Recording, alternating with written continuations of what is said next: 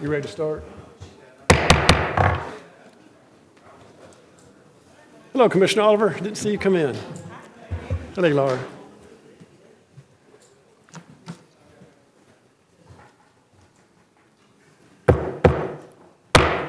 Welcome, everyone. I would like to call to order the Health and Education Committee meeting for December. And what we'll do tonight is I'll call us to order, and we will call roll. Then Commissioner P. will call budget to order, and likewise call roll. And then he'll defer back to Health and Ed. This is our meeting with budget joining us. So tonight, Health and Ed can contemplate the items on the agenda. We will vote only on the Health Department and the School Board Fund budget amendments. Then budget can consider, do they want to vote on those or defer to their next meeting in January? That'll be up to them. And then the bulk of our meeting will be the presentation by Rob of the enrollment report and all the data built into that. And then we'll open it up for questions. And we'd like to keep the questions contained to enrollment, to demographics, to trends. I don't know that we'll get into budgets. We won't be talking about tonight budgets of high schools or budgets or design for new schools. It's going to be kind of keep the brackets around it towards enrollment and growth, if that's in agreement. So, having said all that, we are called to order. Justin, would you call the roll for Health and Ed, please? Commissioner Boyd. Here. Commissioner Davidson. Here. Commissioner Gooch. Commissioner McMurray. Here. Commissioner Oliver. Present. Commissioner Wilson. Here. Chairman Dodd. Present. Commissioner P. At this time, we will also call the Budget Committee into action this 16th day of December. And if you would, Justin is our new Deputy Finance Director. If you would call roll for our Budget Committee. Commissioner Gooch. Commissioner Harris. Here. Commissioner Irvin. Here. Commissioner Johnson. Here. Commissioner Piercy. Here. Commissioner Sereno. Here. Chairman P. Here. We do have a quorum. I will mention that I've checked and we have no public comments tonight. And I'm going to turn this back over to Chairman Dodd. Thank you. Likewise, no public comments on the Health and Ed side as well. Next, I'll move on to Vice Chair Wilson. If you would, have you considered the minutes of our last meeting? Thank you, Chairman. I have reviewed the minutes from our previous meeting. I find them to be in order. Without objection, I move for their approval. Second. We have a motion and a second. Any discussion or changes? All in favor say aye. Any opposed? Motion carries. Thank you. The next item on our agenda is Ms. Sydney Butterfield, Director of Health Department, who I promised a night off, but there's a budget we need to discuss.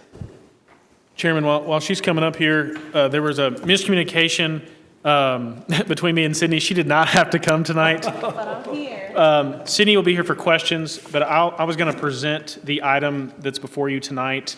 And this is typical every year. The Finance Office typically changes these numbers once we get the contract from the state. So if Commissioners, if you remember last month, we approved a revision to the contract, to the Health Department contract with the state. And what this does is encompass that plus what our local dollars go to, which is going to be under Section A right there, which is the $1,017,545 that we give in direct local funds, which we do not get reimbursed for. So this agreement just encompasses the revised contract that you approved last month and encompasses what's already in our budget for the local support portion. And we just got this from the state last week. That's why it was later getting uploaded, but we just got it and had to revise it. But I'm here for questions, and so is Sydney.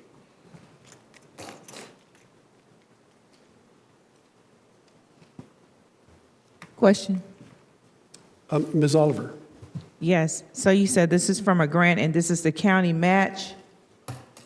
No, so if you look at Section A, it's not necessarily a match, it's what we provide in direct funding that we will not be reimbursed for, which is the $1,017,545, which is under Section A on the first page right there.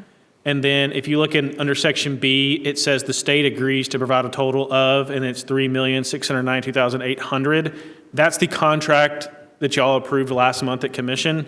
And so what this does is just encompasses both of those things now into one document. And we do this every year around December, January, depending on when the state gets it to us. So what this does is kind of creates one co-op agreement between both. And the county funds come from, They're in our operating budget every year. They're in our general fund. for the health department? Yes, Gotcha. ma'am. Thank you.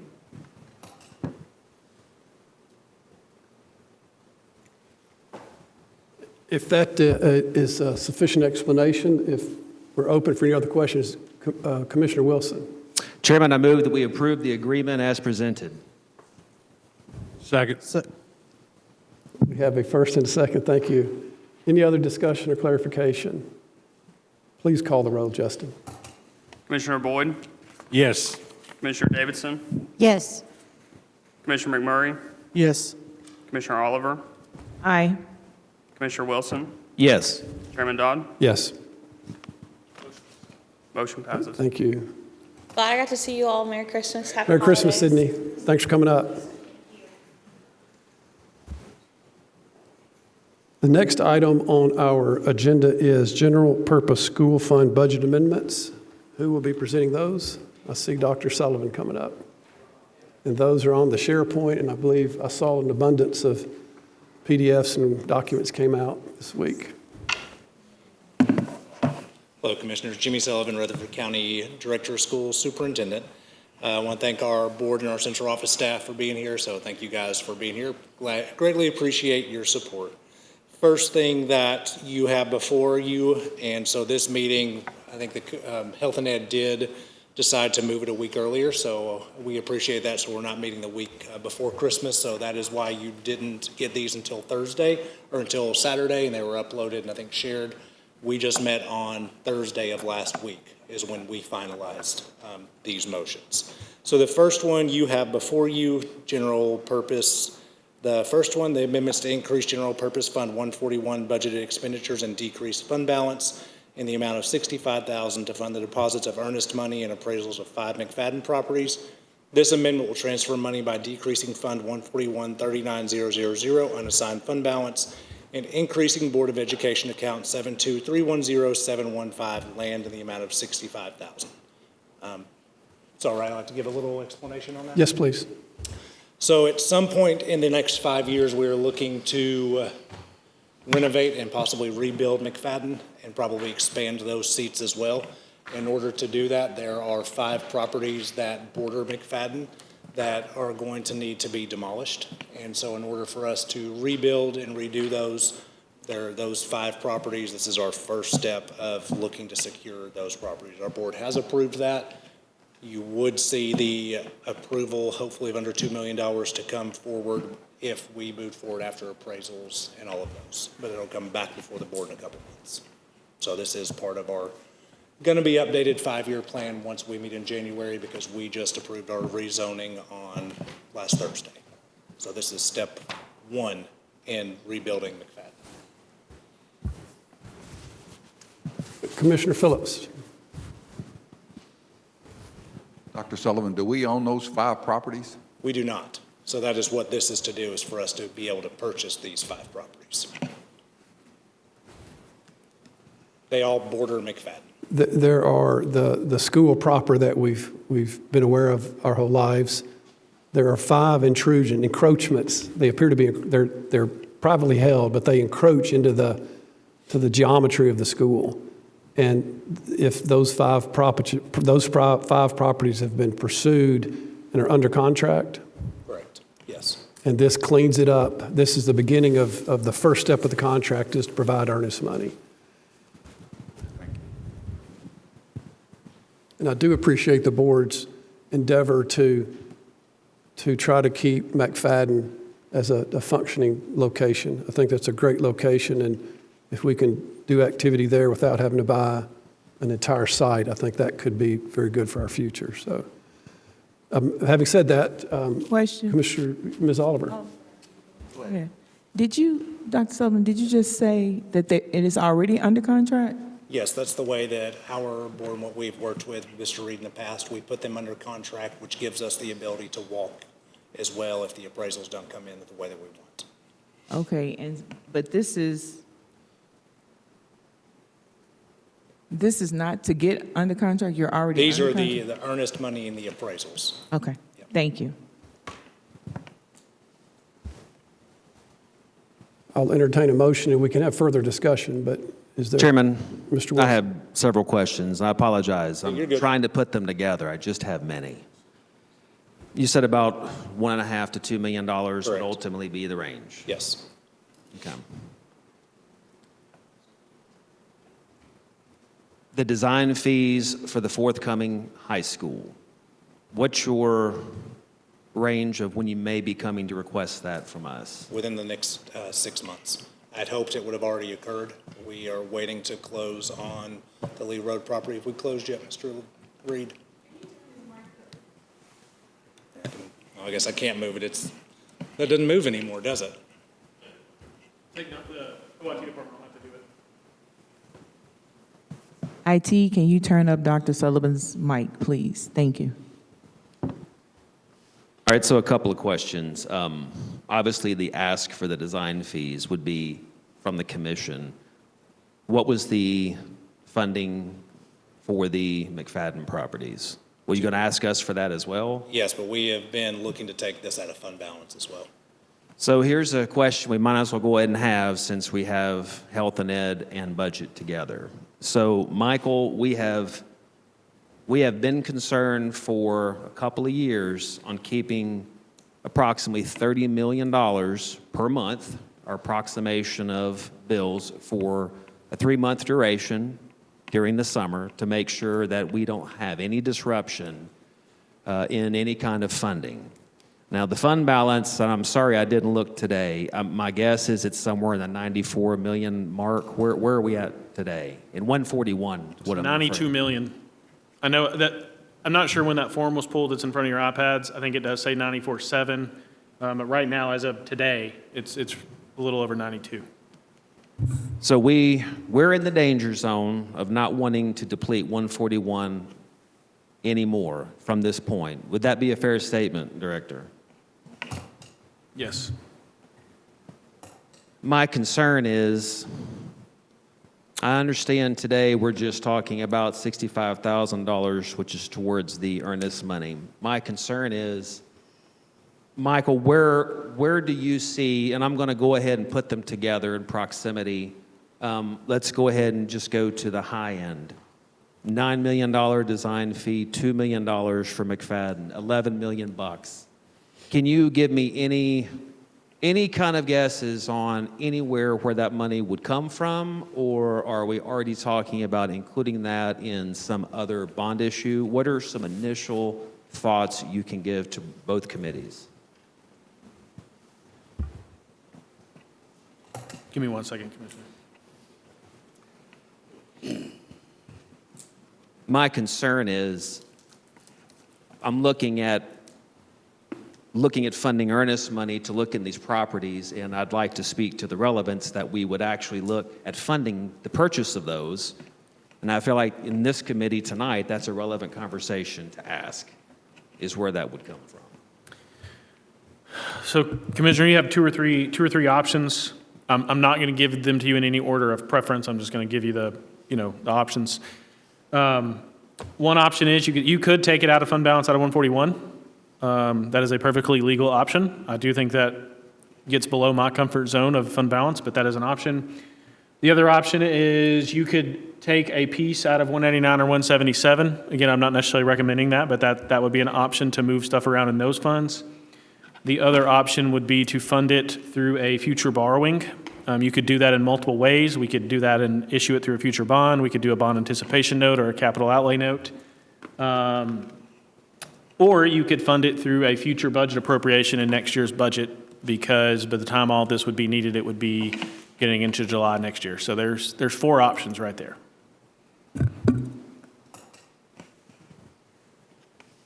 I believe recently you guys were discussing some other funding to come out of 189.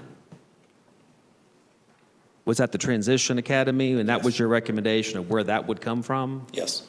So if that's, I'm trying to remember, 750,000 Correct. is the number we're looking at. If that were to come out of 189, Michael, with some of those funds, is that even still an option? I mean, does it have to be coming out of a particular fund for those particular, like elementary school, like because it's specifically for that? How would that work? Well, I mean, two things. If you fund it through a future bond issuance or something, you will have to do the split. So if we borrow money for an elementary school, we would split it with the city. If they take it out of 189, they'll have to move it from somewhere else, other project that it was allocated. I didn't follow their school board meetings, so I don't know where they were planning on moving it. But yes, if you moved it from a high school money, you just have to do the share. So it's not that you can't use high school money, but just if you use unshared money, we have to share a piece of it potentially. So. Can I respond to one of those? So I know that this is something our board talks about a lot, is that we, of course, respect county finance director. I just ran the quick number. Even approving the $2 million, $580 million operating budget, a lot of that covers some of the district, or the Governor's Innovative School Models Grant, which comes off because that is one-time money that is in our operating budget. Taking $2 million off of that still leaves us at a 15.5% fund balance. I know that we like to have cash flow, but in talking about being a dangerously low, that may be for cash flow purposes, but I want to make sure we talk to our public a lot, that our public demands to our school board, we would like this, we would like this. I just want to make sure that the public understands that we have a very healthy fund balance above what the state minimum required is. We know that we can never actually operate on that 3%, but when we talk about having a dangerously low fund balance, it still is at a 15.5% at this moment right now. So I respect and appreciate our school board going forward and moving with some of these projects instead of waiting and continuing to wait till more money is available. Mr. P., did you have a comment?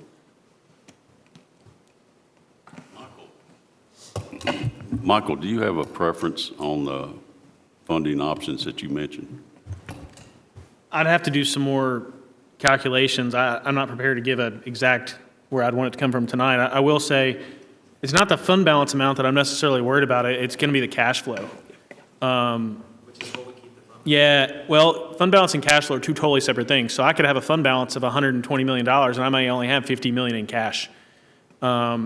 That's the problem, is we only get the bulk of our money during property tax season for us, for the county. And so that's the main concern I have, is being able to make payroll or make the cash flow. Because it's not just payroll, right? Payroll runs $30 million a month, but also comes when there's a bill that comes in, let's just call it July. There's a bill that comes in July for something. Let's say that you need new bleachers somewhere, I don't know.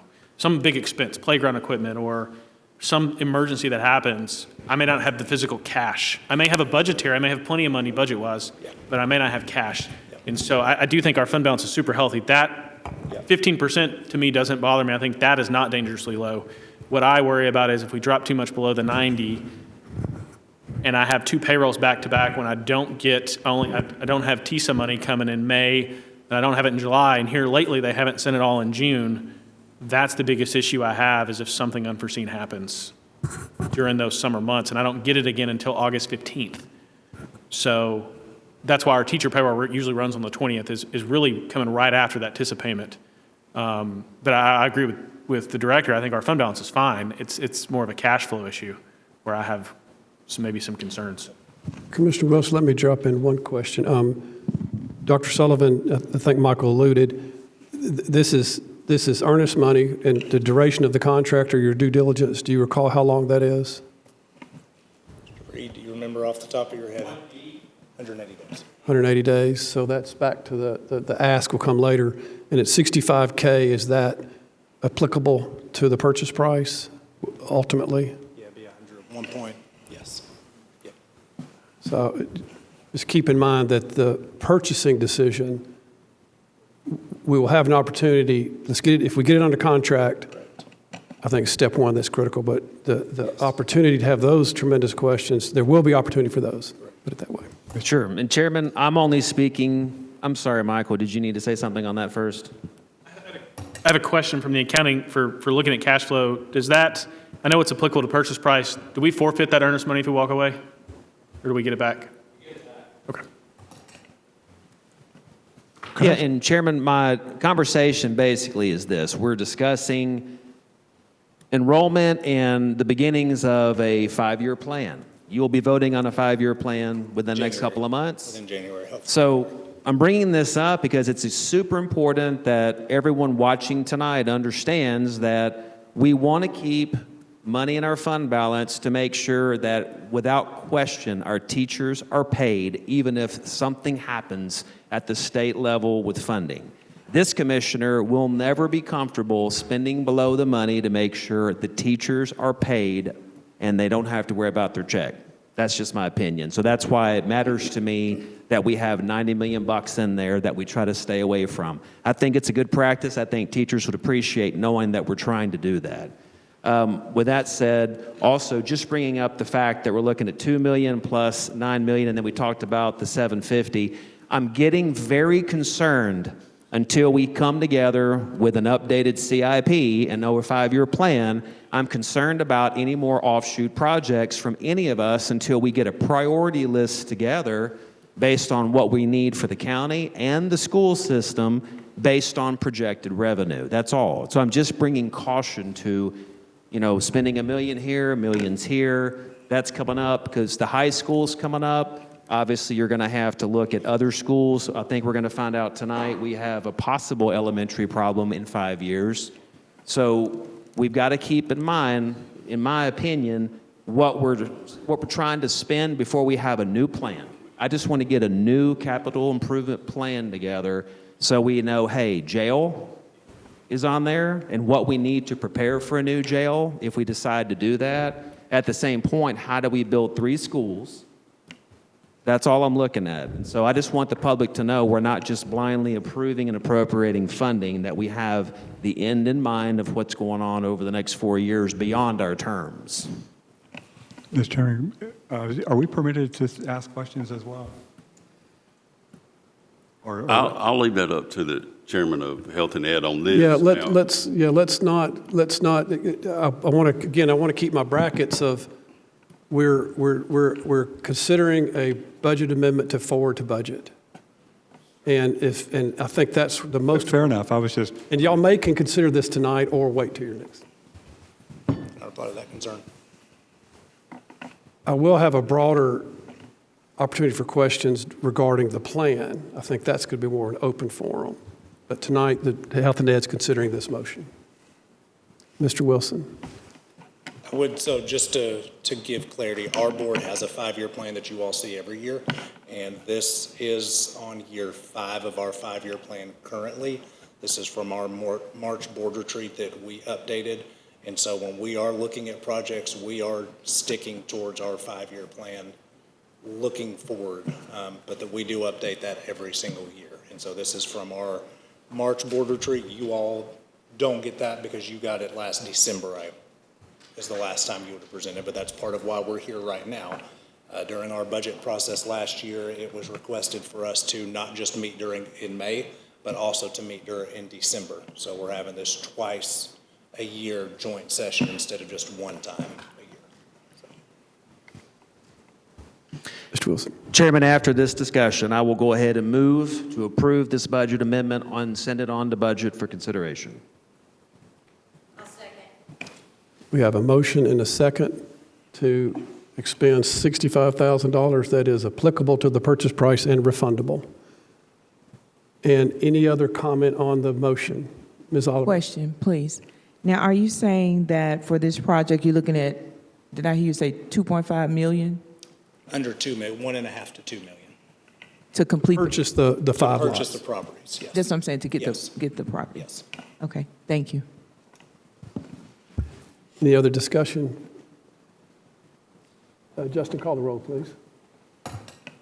Commissioner Boyd, Yes. Commissioner Davidson, Yes. Commissioner McMurray, Yes. Commissioner Oliver, Aye. Commissioner Wilson, Yes. Chairman Dodd, Yes. motion passed. Thank you, Justin. Thank you all. Dr. Sullivan. Yep, thank you all very much. All right, next one, I'm going to read it and then I'm going to explain it. So this amendment is to increase general purpose fund 141 budgeted expenditures and decrease fund balance to the amount of $175,854 to the account for fiscal year 24-25 charter schools final true-up. This was not a budgeted amount in the fiscal year 24-25 budget due to not being able to determine the increase in ADMs and actual revenue and expenditures for that fiscal year. I do anticipate this being a reoccurring budget amendment every fiscal year. It's required to be amended from fund balance because this is a payment to the charter schools from previous year students' revenues and expenditures. So in working with the state comptroller's office, you have to utilize, we can't utilize this year's funds for previous year students, so it's got to come from fund balance. And let me explain a little bit of how this charter school true-up works. This is a final charter school true-up, which means the numbers come from October. From October of last year, or of this year, the county generously gives us revenue. So last year was 190-something million. However, additional funds we collected over in sales tax. Investment income was over, and that money went into fund balance. Charter school students are then generating whatever that additional revenue is as well. So our average last year, let's just say it was $10,300 per student. I'm just using that as a round number. At the end of the year, when investment income, sales tax, property tax, that additional revenue that went into our fund balance, whichever students were at our charter schools are also guaranteed that additional local revenue for those students, which is about $200 in this case per student. This recognizes that additional amount to those charter school students. That is going to occur every single year unless we can figure out exactly how much revenue, Michael, if you can ever figure out how much revenue is going to close on June 30th of every single year, which I know is impossible since sales tax runs a couple months behind. This will be a recurring every single year. We do not get that final true up until October. And so Could it go the other direction if, it absolutely could. if you over budget, right? Yes, if it's over budgeted, great question. It could go the other direction to where charter school students, if we lost enrollment at charter schools, or if we did not bring in enough revenue, then they would owe us funding to the general fund. So it could go either way. So. A lot of info. Yep, and we've learned a lot with our charter schools the last year. We are, as you all know, the largest district that is audited by the Comptroller's Office. And so we are also the largest district audited by the Comptroller's Office that has LEA authorized charter schools and audited by the charter, that has a charter school commission approved school. So there's a lot of learning going on at the state level for how to get these questions answered as well. Thank you. Michael, any comment? Yeah, I explained that as good as, I mean. Yeah, that was a pretty big comment. We don't have any choice on this one. I'll entertain any further discussion or questions or motions from Mr. Wilson. Move for its approval as presented, Chairman. Thank you. Second. With for electeds. Thank you, Mr. Boyd. Any further discussion? Call the roll, please, Justin. Commissioner Boyd, Yes. Commissioner Davidson, Yes. Commissioner McMurray, Yes. Commissioner Oliver, Aye. Commissioner Wilson, Yes. Chairman Dodd, Yes. Thank you. Motion passes. Dr. Sullivan, that concludes the budget items. Do you want to I will. I'll head up? introduce Rob. So it's my pleasure to introduce Rob Schwartz with RSP. And Rob, I think we've been working together since 2022, I believe is when this started. And so just to give you a little bit of background, first, I know that as a funding body, you guys have been absolutely amazing to work with. We have no ask tonight. Tonight is just for information to give you an idea of where we are, where we're going, what our enrollment projections look like.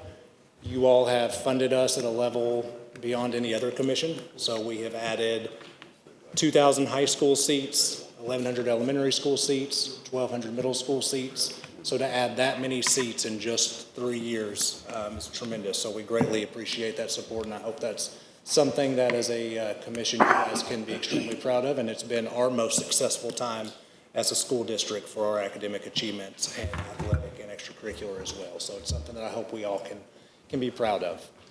Rob is going to lead the show, and so I will be up here to help answer questions as well, but Rob has been with us again since 2022, and he's going to kind of go through what the background, where we are, enrollment analysis, all that. So it's all yours, sir. All right, thank you, Dr. I'm Stoll. sorry, Rob. I'm sorry, one moment, just a little procedural thing. Chairman I Peake. just wanted to interject something there. At this time, when he opens his presentation up to questions, I expect the budget members, you are available to ask questions.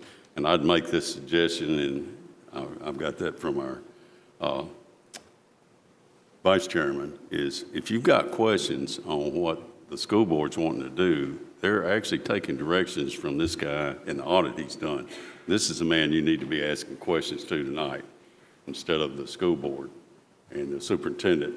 But ask him because he's the one saying, hey, this is what we should do. That's my opinion. So anyway, we'll carry on from there. That's some great advice, Mr. Chairman. That's a lot of pressure. Hey, good evening. I imagine this remote will help me move the slideshow along.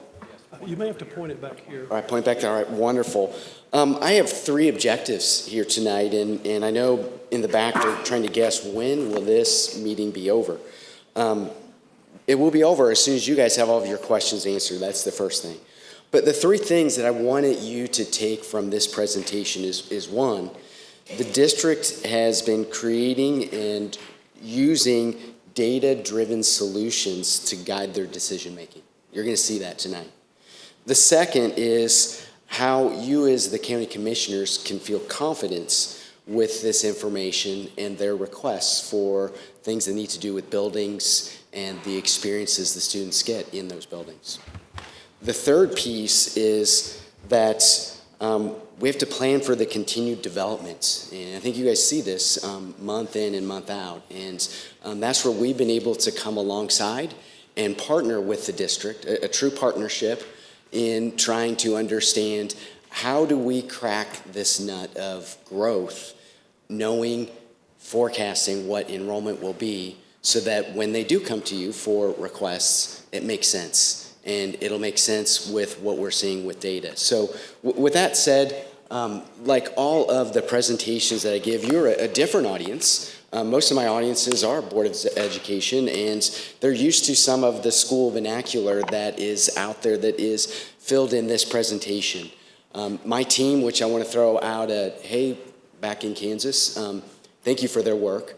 We had about 500 pages to choose from in which to give you that would provide you the context of what's happening with enrollment, what's happening with development, what's happening with demographics, and how that's impacting our enrollment in all of our buildings. And so in this report, I have this agenda. I'm gonna make sure that's the mic. I also wanted you to know RSP, where do we come from? So I mentioned from Kansas. Rich history in planning from military, county, city. Started this company almost 25 years ago. We exclusively work with school districts. The beautiful thing about that, when we look at the data guides the decisions. It doesn't matter if you have to build buildings, you take buildings offline. We're trying to look at the data and understand how do we make a good decision for the kids' experiences in the classrooms. Or better for you as county commissioners, how do we have a workforce, right? That's in essence what the K-12 system's providing you. We had lots of meetings with people in your community, city planners, economic persons, just to understand some of the elements of what's happening here. And is it different than what we see in some of our other Tennessee clients or across the Midwest, because we are a Midwest-oriented company. What you see on this page is the process that we've gone through with the district in this partnership.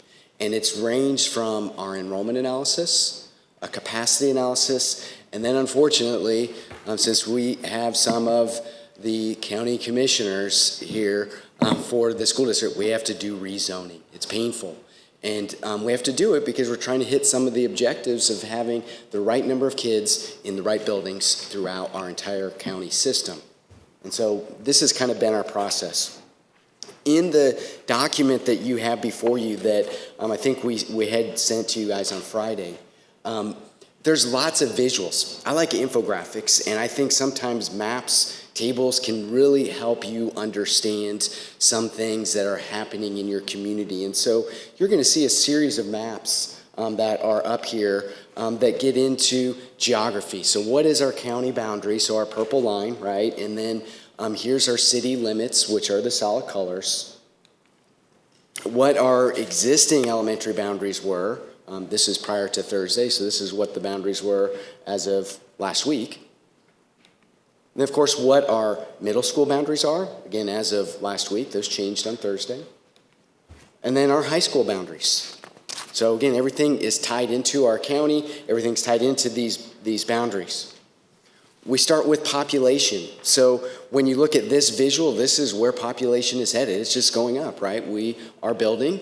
Doesn't matter if it's single family, multifamily developments, it's driving people to move here because we have jobs, we have houses, the population is increasing. Everything that we've looked at, whether it's from your county office or things that we get from the census, it's all indicating that the population is increasing. Some other data sets that we put together through some of our sources through ESRI, which is our mapping software that we use, gives you a understanding of the age paradigm of our community and what generation you're in. So you can look at this information, some really cool infographics to get a sense of where our population is by age. There's even information on here as it relates to median household income. Again, look at this stuff. This is some pretty interesting factual information that's driven by data sets that we're watching and monitoring. As we step into some of this other demographic data, we put together something that you could see basically by age, the number of persons that are in our county. Now again, this is census data, so there's a little bit here or there about what the number of persons are on a daily basis. This also is not necessarily good for us to understand for the grades, because I could be a 9-year-old and be in 2nd grade or 3rd grade, right? So again, just the number of persons that you can see that are here, our total population, and then what our K-12 population is. I wanted to stop a little bit on birth rates, because birth rates drive a lot of our forecasts of what we might be able to serve for future kindergartners. And so with this data set, the black line represents the number of live births that occurred in Rutherford County going back to, I believe, 2015 forward. So that's the black line. The blue bar represents the number of kindergartners that we got 5 years later. Now, I'm not suggesting that everybody that moved here, and you're going to see this in some of our data sets, they've left. They had babies that were born 5 years ago, they've left. We've had other people that have moved here, their babies weren't born in Rutherford County, that are in our system. But this gives us kind of one of our metrics to understand live birth, future kindergartners, how is this impacted by other choices like private, parochial school, homeschool, charter schools, right? All of that has an impact. As we move to the right of that bar, you see a green and orange column. This gives us a range of our market share as it relates to live births 5 years later. And this is an umbrella variable to get us in the universe of understanding live births to what we potentially see for future kindergartners. As you will see in a few slides, there's other metrics that we look at that are much more detailed than just this visual. This is getting us in the ballpark. The next page is the enrollment by grade that has been in the district with their official count that goes from 2018-19 through this 25-26 school year. So you'll see it by grade. And what I want you to know, there's another table that we've presented to the Board of County Commissioners, the School Board County Commissioners, that shows you the cohort or progression rate that occurs from grade to grade. We have another big entity that we finally get kids either in 5th, 6th, or 7th grade, most of them in 6th and 7th, is our Murfreesboro City Schools. So we factor that into our enrollment increase. So if you go from a diagonal We'll just look at, we'll start at the kindergarten class in 1819, and you go one row down, one column to the right, and keep going all the way down to their 7th grade. You see that roughly 2,928 kids back in 1819 as kindergarten has now grown to 4,765. So again, we have to plan for these known kids that are in the Murfreesboro City Schools, that inflow that we typically see more often 6th to 7th, but we see some from 5th to 6th because we predominantly have 6th through 8th graders. And so you may want to have your student jump into that middle school experience right out of 6th grade, even though they're in the city school system.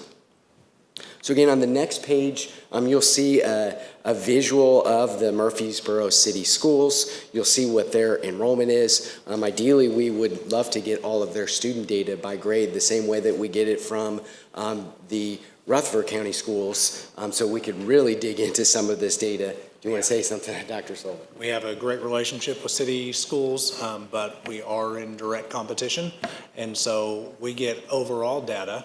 But you can imagine when you're competing for students, getting access to some of 6th graders is tough when both of you are going for some of your 6th grade students. So we get overall student counts, but getting some of the data is a challenge because we are competing just as we wouldn't allow city schools for our dual zone students to come and present to our 1st or 2nd graders. Same type of thing happens in those grades. So you do see a little hodgepodge of a zone to where if a student lives in those areas, especially the light gray are some of the original city school zoned area. If a kid lives in those areas, then they can still attend a county school because they are a county resident, but there are some areas that we do not provide transportation. So if you ever pull up our zoning map, you're gonna see some places just say Murfreesboro City. So again, just trying to help you know that that's a part of the students we know we're going to serve in the secondary. So then the next page gets at students that when we geocode all that student data, where do their addresses align? And so this is across, we're showing you 5 different entities where they're outside of Rutherford County that we're getting students. These could be McKinney-Vento kids. These could be where their addresses weren't fully cleaned up, and we're trying to track that as far as what does that mean in future years for the number of students that we're serving. I know, Dr. Sullivan, you may want to speak a little more to that aspect. You could have students that are employees or students of employees who are working but living outside.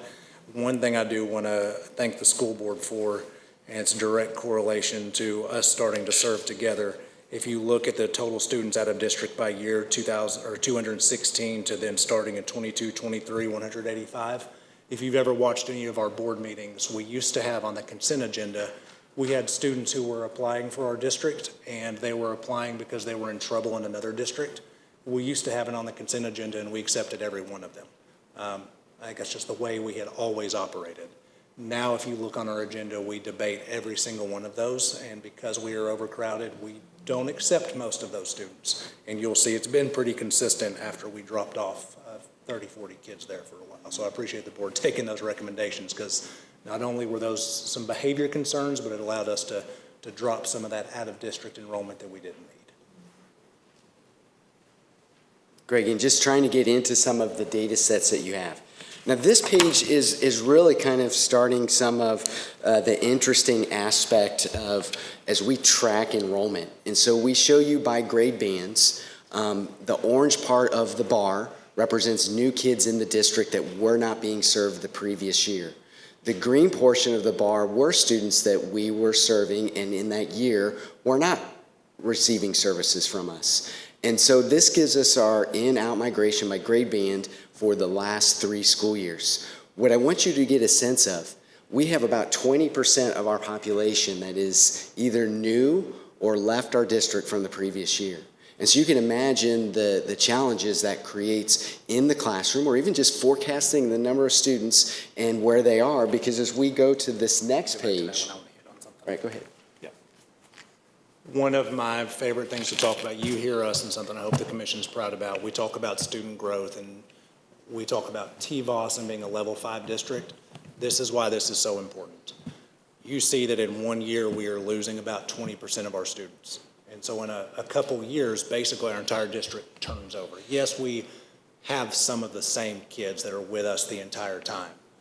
But for a percentage stake, just about our entire district turns over 5-6 years. And growth does not care what school you went to. You're measuring how did you do last year versus how did you do this year, and you see that impact of your county school system, the school, and most importantly, the teacher. And so when we talk about being a level 5 district, we can't control whether or not they were on grade level at their previous school. We can control did they improve in the year that they were with us. And so when you see us talk about, and I hope it's something you'll celebrate with us, a level 5 school, a level 5 district, that means that they met more than 2, without getting nerdy on stats, 2 standard deviations above what they were expected to do. It is a huge deal and something we're consistently proud of. And as you build on the migration, this is why it's so powerful. When you look at just last year's movement of kids building by building, you can see there's quite a bit of movement in all of our buildings, and we're trying to capture that to be able to understand what is the enrollment going to be in each of these buildings. Here you can see it at the secondary level. So again, a lot of movement. I want to talk a little bit on this next page. This is really where the data hits, or the rubber hits the road in the impact of change in this community. When you look at that top right graphic, and you start with the kindergarten, that first row, and then it starts in kindergarten, ends in 7th grade, and you continue to take that row. We're tracking those kindergartners back in 1819. How many of them are still in our system being served? And you can see we've lost 47% of those kids. They're no longer in our system. So they've moved, or they're receiving other services. Maybe they haven't left Rutherford County, but they're choosing other services. The impact of that is, so we've lost about 1,400 of those kids originally as kindergarten, but yet our 7th grade class is almost 4,800 students. So again, this is the impact of just the growth from the Murfreesboro City Schools that we get when they come into 7th grade, but then also the changeover that you see with this migration. So quite tremendous, quite impressive as you start to dig into the ability of us to say, here's what we think the enrollment will be for the district, for the elementary, for the middle school, the high school, and then by building. This type of change is dramatically impacting how we can look at what future enrollment being served in each of our schools might be. Then there's some visuals here to help you understand growth from a component of when we look at the planning area. So is it a single family development? Is it an apartment complex, mobile homes? They all have different number of kids that we receive. And here orange is an increase, green is a decrease. This is comparing 5 years ago to now. As you start to look at some of our other data sets, such as when the product was built. So this map here, look in the legend, you get a sense of how old. So the older inventory is going to be in the blue. Also keep in mind, some of our areas unincorporated, right? So it looks a little bit different. This next map gets into home values. That drives when people move into a particular development and how many students we might receive. We have another map where all of the units that have come online over the last 5 years, you'll see in the legend that we've ranged from 2,300 to 4,500 units in the last 5 years. Those dots, again, we're zoomed out to the county, so it looks like just a smattering of dots everywhere. There's some pretty tight clusters based on our infrastructure, but there's definitely a lot of growth throughout the district. But there are 2 points that I'll make in this presentation where we know there's planned to be a lot of development, and we're factoring that in. So again, just another way to look at some of this development. Again, this is your data as we've aggregated it. We've created a visual here that you can see the number of units that were available at the start of the decade. That's the light blue portion of the columns. And then the number of units that were built for that decade is in the dark blue. And so you can see a tremendous amount of growth. I mean, if you look at some of the new units that have been built, that top row, just in the decade of 2010 to 2019, we built more units than there was available at the start of the 1980s, right? So we've had tremendous growth, and they're still planning for more development in the future. From our tours, so I've driven most of the roads in your county. It's kind of like programmed in my head and one of our other teammates, Jenna Wallace. We come down here every year and we drive to all of these developments. Why do we do that? Data is one thing, that's the quantitative, but we also want the qualitative of what we're seeing and what's happening. And so in those tours, we also meet with the city planners, sometimes the city managers, to get a sense of what's economically driving the growth here and how, if we go year by year as we look at these growth maps, they change. Some areas that are green, which is current, may shift to yellow. Others that are yellow may become green. And others that are purple, which is closer to 10 years, they may also now become something that we have infrastructure or they're going through the plat process. So we're like, hey, something's happening here. So we better start planning for that. Our enrollment forecast, we look 5 years out. We're positioning ourselves in the next year where we're going to start doing a 10-year forecast, that we finally have enough of our variables put together that we're starting to feel a little more comfortable that, hey, let's start to look out and plan what this might mean for 10 years. Every one of these green, yellow, and purple areas are tied to a place name that is tied to a preliminary plat, a final plat, something in that nature. That's, I think, in our full appendix where we go into where it's located, what its existing units are, what its potential units will be. And so this changes year to year, again, based on who owns the land and their willingness to develop. How you start to see that growth compared to our existing elementary boundaries is shown in this page. It's quite remarkable. When we look at the areas that currently could be growing, we have about 19,500 units that are available in those green areas. If you go back to the page where I was saying we're building between 3,500 and 4,500 units, you quickly can see that we have 5 to 6 years of lots that are available in our current growth, and then we're going to be stepping into the yellow. Doesn't always work so nicely there. All these units don't come online all at once, but you can see how it's broken down. This helps the board members understand that as we're looking at some of these areas that are growing, can we do something where we don't overload a building that we know there's high growth happening? That's kind of been our goal, but over the last 3 years that we've been working in partnership with the school district, we've just been struggling to have the right space. And then some of the challenges are, is the space in the right location with how our transportation network, where our housing is, how does that start to correlate where we just can't put kids on a bus for an hour, 90 minutes. That's not good for the kids, not good for the parents, right? So there's things that where our buildings are located and the number of students that can be in those buildings drives what we can see for those enrollments in those buildings. Some other metrics for you to understand as we look at how we calibrate the philosophy of forecasting your enrollment is this yield rates. And so when I look at the bottom row, this is our K-12, this is the students that we serve. And so when I go back to 1819 for single family yield rates, we were getting, as a district, 37 K-12 students for every 100 single family units.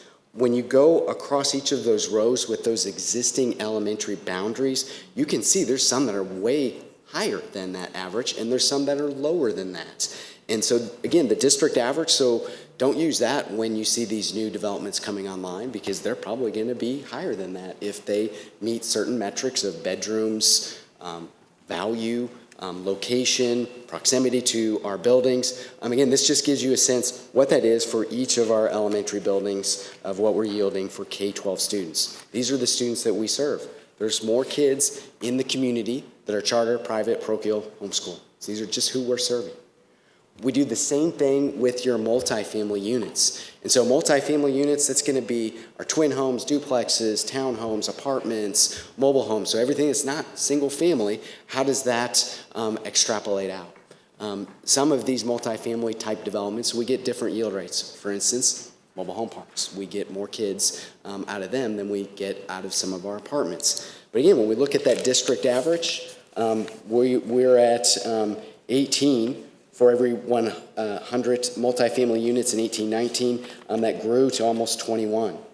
What I also, let me go back to the single family, because I did gloss over an important piece, right? So look at what I put in bold off to the right. In this time period, from 2018 to 2025, we built over 15,000 single family units. That's a tremendous amount, right? And so that impacts what our enrollment is. Dr. Sullivan. And I know we're going to talk about it in a little while. You guys have been great, and this is a point I want to make sure we all hit. We've been great about catching up. And I know the commission has a huge job about considering a jail, all those different types of things. We are getting caught up. But if we don't continue to move forward, we're going to be back to where we are right now, or where we were 3 years ago. Those 15,160 single-family homes, that's what hit us these last 3 years of having to build so aggressively. We didn't open schools necessarily. Going back to 2011 to 17, I can think of Stewart's Creek High School was the building we opened during that time. Then we had some time, of course, during COVID where we opened Rockville High School. We haven't opened a high school since then. We've done additions, but if we hit a period to where we aren't opening buildings every single year, we are going to get to where we aren't able to keep up with that same type of growth. So I realize that the ask the commission is going to have from everyone. We are catching up, but if from our school system standpoint, if we don't continue to move forward, we are quickly going to fall behind yet again. And so just wanted to point that out. I'll talk more about that at the end, but I do realize the pressure is on the commission. Great, thank you, Dr. Sullivan. So you'll see the multifamily, again, when we look at the multifamily, so just like single family where we built over 15,000 units, multifamily over 10,000 units in this time period. So tremendous amount of residential activity in the county. When we look at this data, I've put up here a statistical forecast model. So this is the baseline of how we look at all of the data, right? So we're analyzing all of the different data sets of when things were built, what the value of it is, age of the product, what we're seeing for the number of students that we get to serve in our school system. How does that come out? So simply think of this. If we go to this next page, think of your neighborhood where you live, and if somebody moves out of that neighborhood and they had a kindergartner and a fourth grader, what we're trying to capture is the person that buys their house. Will they have kids? Will they be a high schooler, a middle schooler, elementary kid? Will they actually replace the kindergartner and fourth grader that was in that house? That's how detailed we're trying to get with our analytics, where it is almost parcel by parcel as it's being built. And it's quite remarkable as you look at this visual of how, when we look year to year, are we meeting the metrics of the district in what we're forecasting? We're able to tie back all of our variables to something that says, hey, this developer, I'm gonna say it was a national builder. We thought they were gonna build 60 units a year. They decided they're only building 20, or they're building 120, and so now we have more kids. Those type of things we can measure it back to, and as we re-examine, reanalyze year to year, what impact does that have for the number of students? How that's played out visually is what you see on this page. So when we look at your whole county, right, that purple line, if you go back to those first maps and we start to break things down, these green lines represent those planning areas. And so we're looking statistically, what are the number of kids in the past, there now, and will be there in the future. And so when you look at these maps there at the county, it looks like just kind of, wow, that's really unimpressive. When we start to drill down to the details of a neighborhood, you really see the power of tracking this data the way we're tracking it. This gets us into the projections. So this is where we've been. This is where we believe we're going. So if we go back to 2018-19, on this visual, the red represents our elementary enrollments, our K-5. Our blue represents our 6-8 enrollments. The green portion are 9-12, and then there's a purple line that is the aggregate of all three of those. So back in 18-19, we were at a little over 45,000 students that we were serving in our K-12 system in brick and mortar. This year, we're at 50,638. And so this is where we look at October to October. And I know as I see Dr. Sullivan walking up, he'll probably want to explain there's different numbers and what is true up, what is FTE, all of those things. I want to give him a brief moment to talk about that. Yeah, so this is the first time that I can remember that from October to October, we actually shrank in enrollment. And so there are a couple things that I want to hit on this, because I know it's like, well, you're talking about enrollment and projecting to grow, but you shrank. We shrank during COVID, and then you see we rebound pretty strong. This year there's a couple. If you look at your live birth one, that was one of the first couple slides, you will see this kindergarten class. I know that's pretty far back, but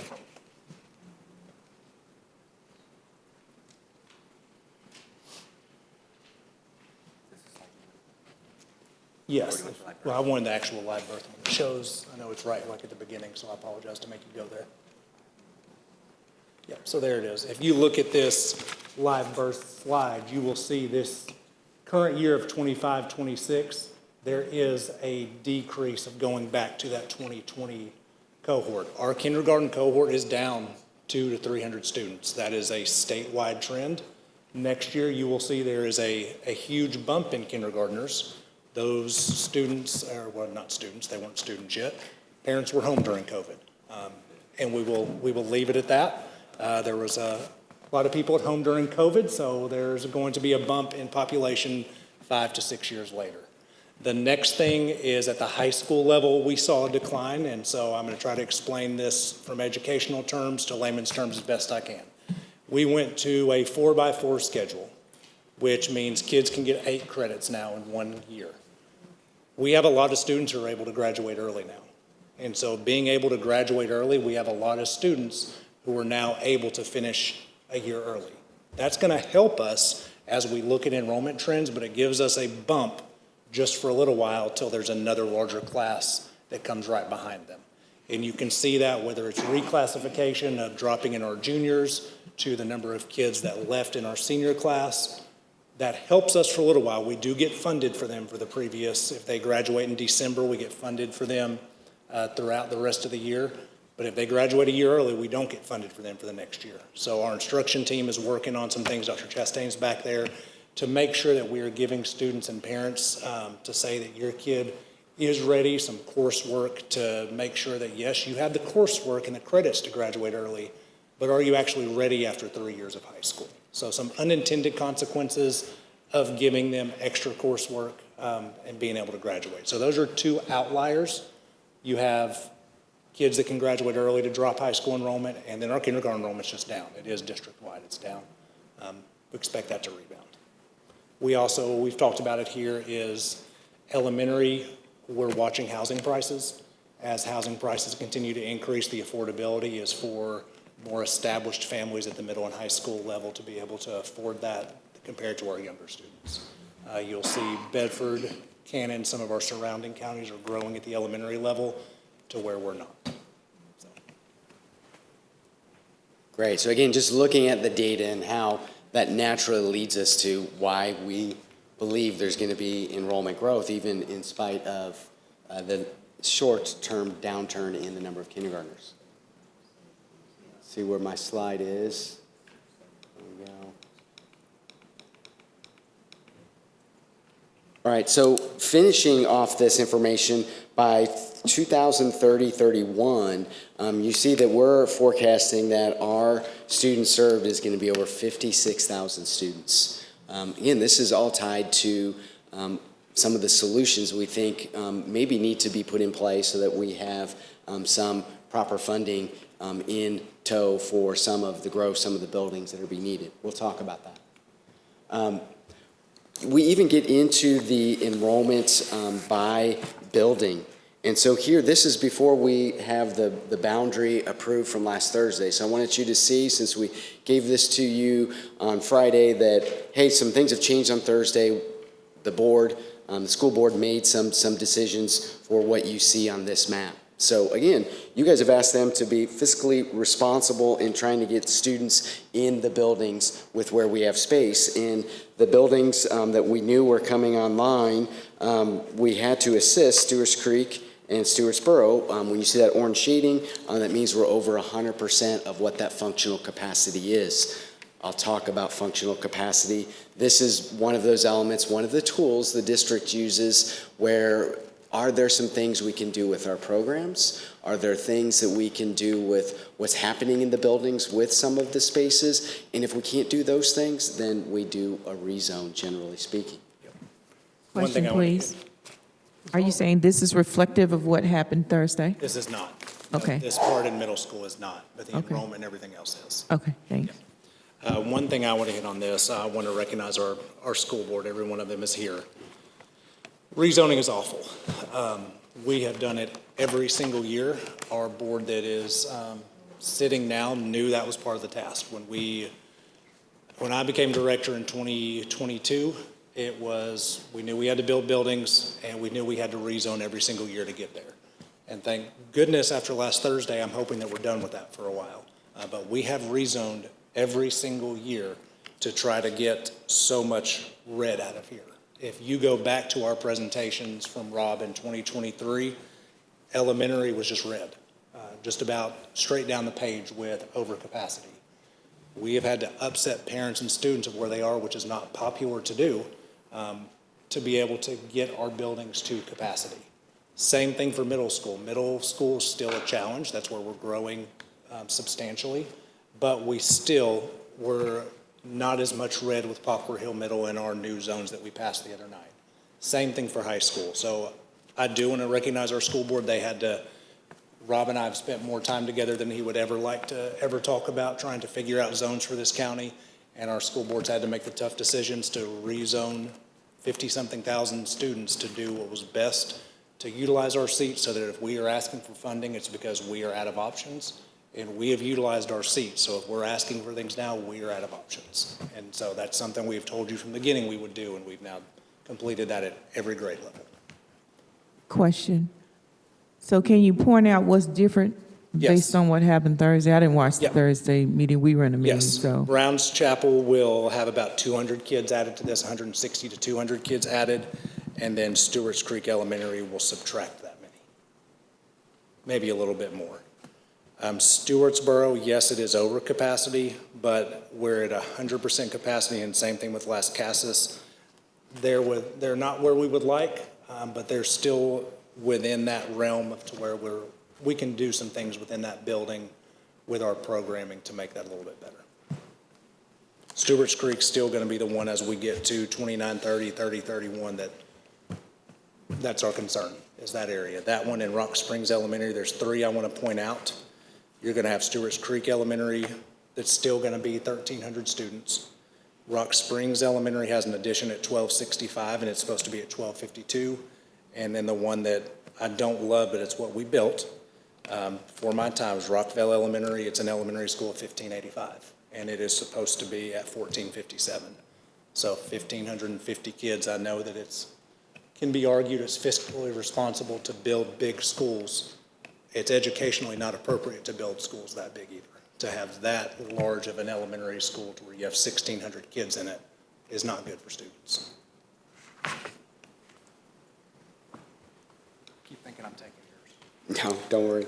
You wouldn't be able to read my writing. We also have this with the secondary buildings. So the middle school buildings, you can see where that is. And then the same thing with the high school. Again, just trying to give you some perspective of like, hey, how does the data start to play itself out into the decision-making? So if you can look at the high school real quick, this is why our high school is going to, that need for the extra high school. We had planned to, and this will of course be up to our school board, we had planned to ask for two. I envision only asking for one. If you look at where our growth is at that Stewart's Creek, and I should say Stewart's Creek High, not middle, but Stewart's Creek High School and Blackman High School in between that area. Blackman High School does not have an addition. It's had several additions over time. Don't necessarily want another addition there for the way that campus is laid out. It doesn't have an easy way to do another addition without getting us into the cost like we had at Riverdale and Oakland, but it is enclosed. But you've got Stewart's Creek High School at 3,020, Smyrna High back over capacity over 2,500, and Blackman High School well over capacity. And so our high school, I know we're not going to talk necessarily location, my recommendation is going to be the Lee Road property because of where that growth is showing. Eventually you're looking at the other side, but those two, Stewart's Creek, Smyrna, and Blackman, but really Stewart's Creek and Blackman, we've rezoned our available seats. Those are well over capacity within the next 5 years.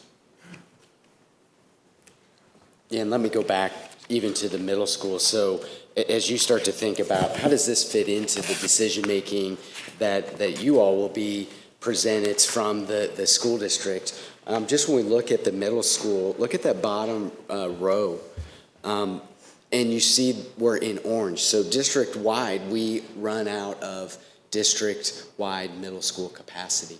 And so these are some of the tools, and I want to talk, the next segment is to talk to you about what space is like in these buildings. And I can give some stories. I walked through each of these buildings to create their functional capacity, our team did. When we go to the high school, you see the same thing. By the time we get to 2029, 2030 school year, we are using district-wide. It doesn't matter how we reorganize where kids go to school, we don't have enough space for our high schoolers. And so we're trying to plan things out. I know Trey's out in the audience. We're trying to plan this out with how long it takes to build our buildings, how long it takes to get our sites, so that we can create a good situation, not only for the kids, but for the staff that's going to be in these buildings. And then, of course, the parents that are trying to get to and from these buildings, right? So there's lots of elements into this that we're trying to plan for so that when you're looking at your next 5 years, you feel comfortable, which is why I appreciate this meeting tonight, to talk to you about here's the data that we've put together, here's where it's going, and as questions arise about what's in the enrollments or demographics to this point, I would entertain some questions for the segment that I did before I step into a natural launching of what is the student experience like in the buildings. So is there questions about enrollment? If I can answer them, I will absolutely answer them tonight. If I need to go back to my team to get the right answer, I'll do that. I don't want to just fill you with fluff. I want to give you actual, real information. Commissioner Harris. I have a question. Oh. I think Commissioner Harris raised his hand first. Commissioner Harris? Where do the Walter Hill students go to middle school and high school? Siegel and Oakland. Because I know you guys have property over in that area. So I'm just wondering if doing something on that side would give some relief and then, Yep. you know, Great just question. a question. Yeah, question was about Walter Hill and Wilson kids, where they go to middle and high school. They go to Siegel and Oakland Middle and High School. We do have the Matthews property until, hate to say, but until Hollingshead develops more of that property, we probably don't need those properties yet because the northwest side, we need those properties eventually, but we need more support on the northwest side.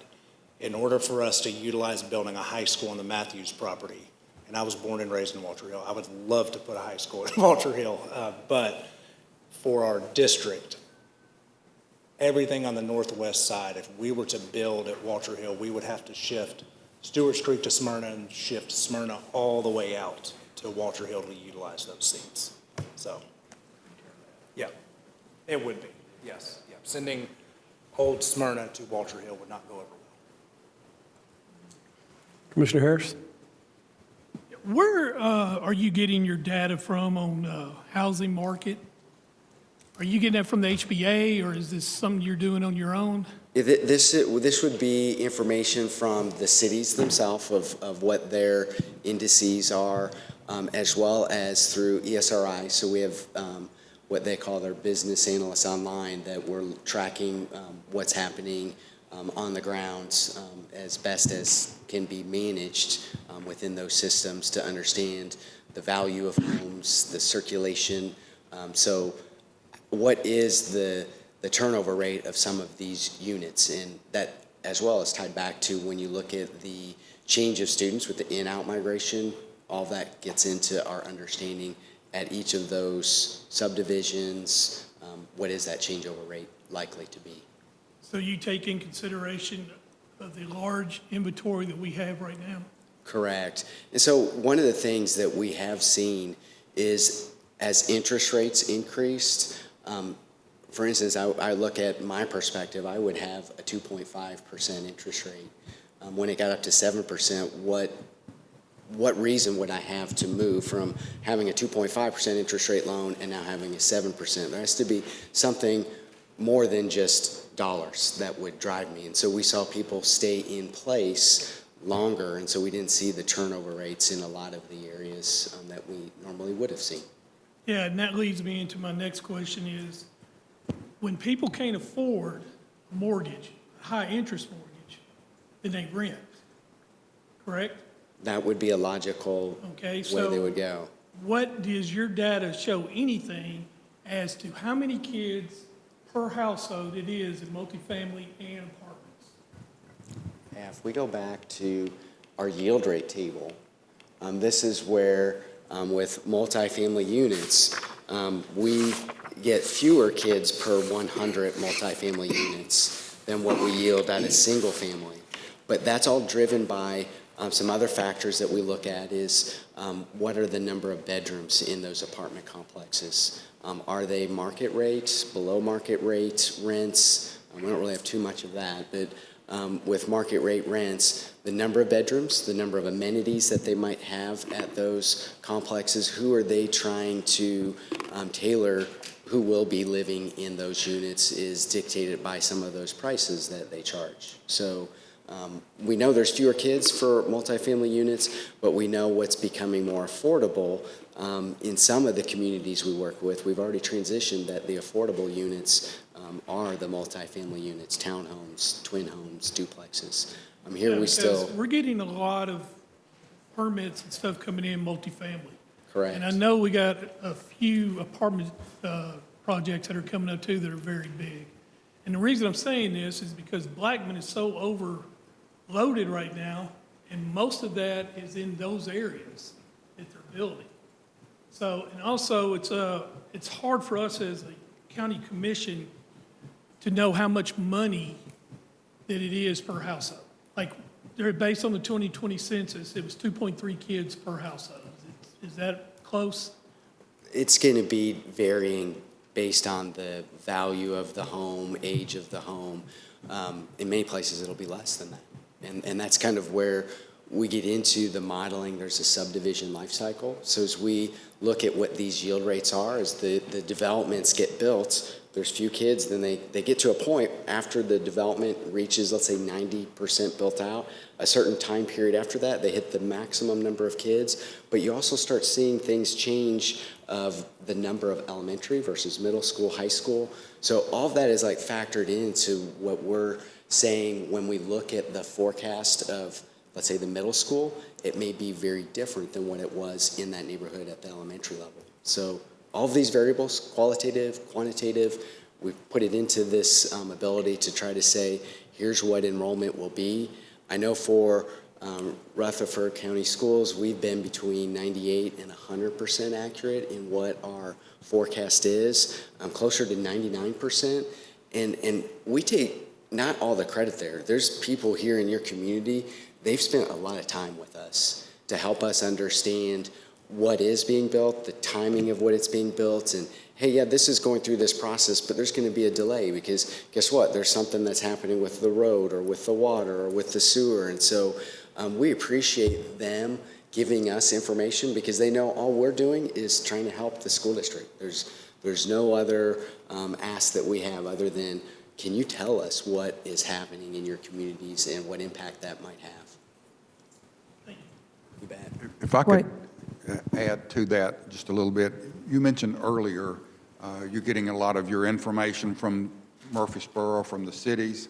You just repeated that here. What information are you getting from Rutherford County?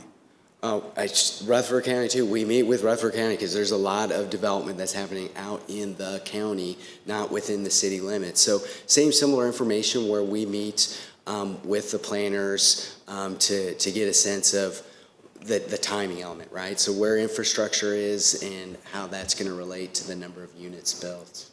So you're saying that you meet with Rutherford County Planning Commission or Rutherford County Planning Department. Planning Department. It's funny you should say that because I had a conversation with the Rutherford County Planning Department, and they said they've spent very little time with you, and they're disappointed in that.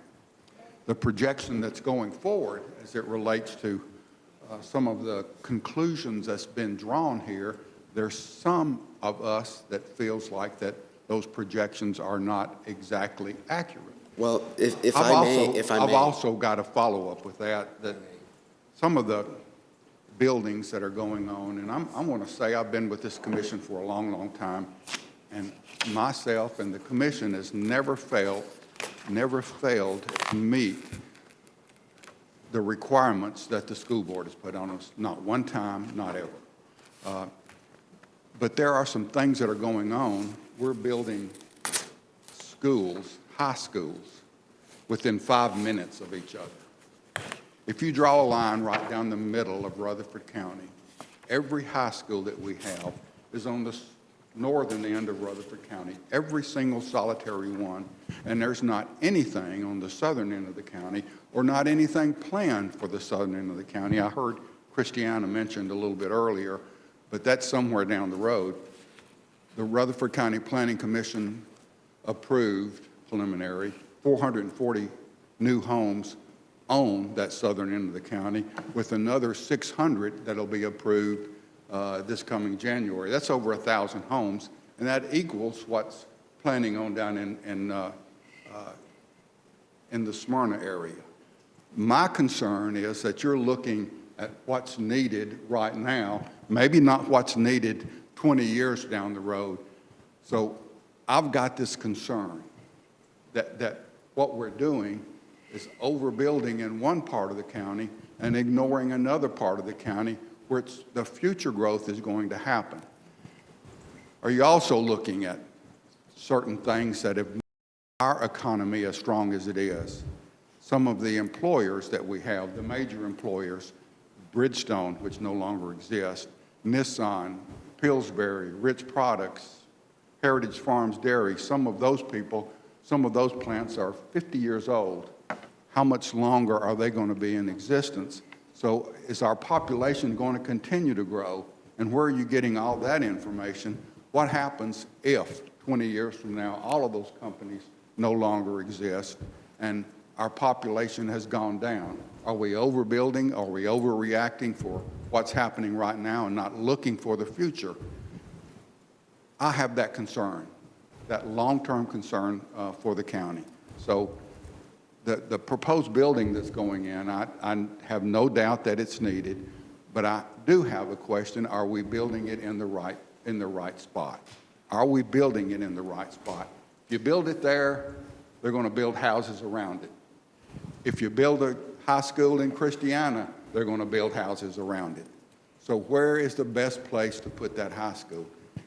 You've made your case, okay, and I'm not arguing with that. But in my way of thinking, what this commission is going to have to address is an uprising with taxpayers, okay? And I don't think there's any way that we can build for the future without raising taxes. So we've got people who are voting for us to represent them that says, don't raise my taxes. And we've got the school board that says, we're going to have to build. No question, we're going to have to build. That's where this commission and these commissioners are caught right square in the middle. Right square in the middle. So that's the reason that I'm bringing up where is the best place to put that high school. You say that you guys are saying that it's needed on that northern end of the county, 5 minutes from Stewart's Creek. 5 minutes. And I'm saying that, are you looking for 20 years down the road, where is the best place to put that? That's my question. Are you looking for what the long-term future needs of this county are, or are you reacting to what the needs are right now? Great questions. And I'll start with, I wish you wouldn't have made an accusation that you did. And we afterward, I'd love to follow up with you that you're saying we didn't meet with them and they're displeased. 100% untrue. I don't appreciate that. If you ask the question about what we're planning for, we do have two elements here. We have dreaming and dreading, right? So if you don't want to raise taxes, you're afraid of the money issues, you're dreading. We also have dreamers that just want to build, right? If we talk to educators, build all of these different things. What we're trying to do with the data, politics aside, is what is the number of kids that we're going to serve, and how do we design a system for those kids? And so when we get into the nature of where we need to build buildings, sometimes we're at the inability to get the spaces, sites that we want, ideally because it's not available, it's not for sale, it may not be where the infrastructure is now. If we could go back, I would reckon if I just threw a question out to everyone, did you think 10 years ago you would see what you're seeing here today? Did you expect 10 years ago, the way this community looks, that it would look just the way it does 10 years ago?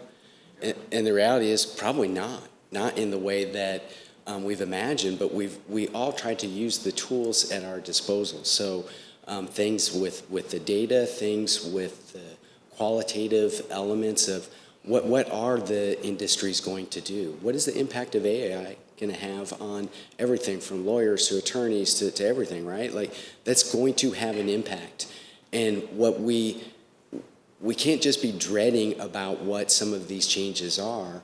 And I think this is the advantage when you talk to the education side of the house and what they're trying to do to have a workforce that can stay here, not just be educated and go off somewhere else, but do they have the right skills?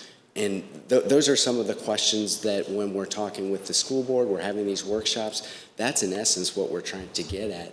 We unfortunately sometimes don't have the right cards.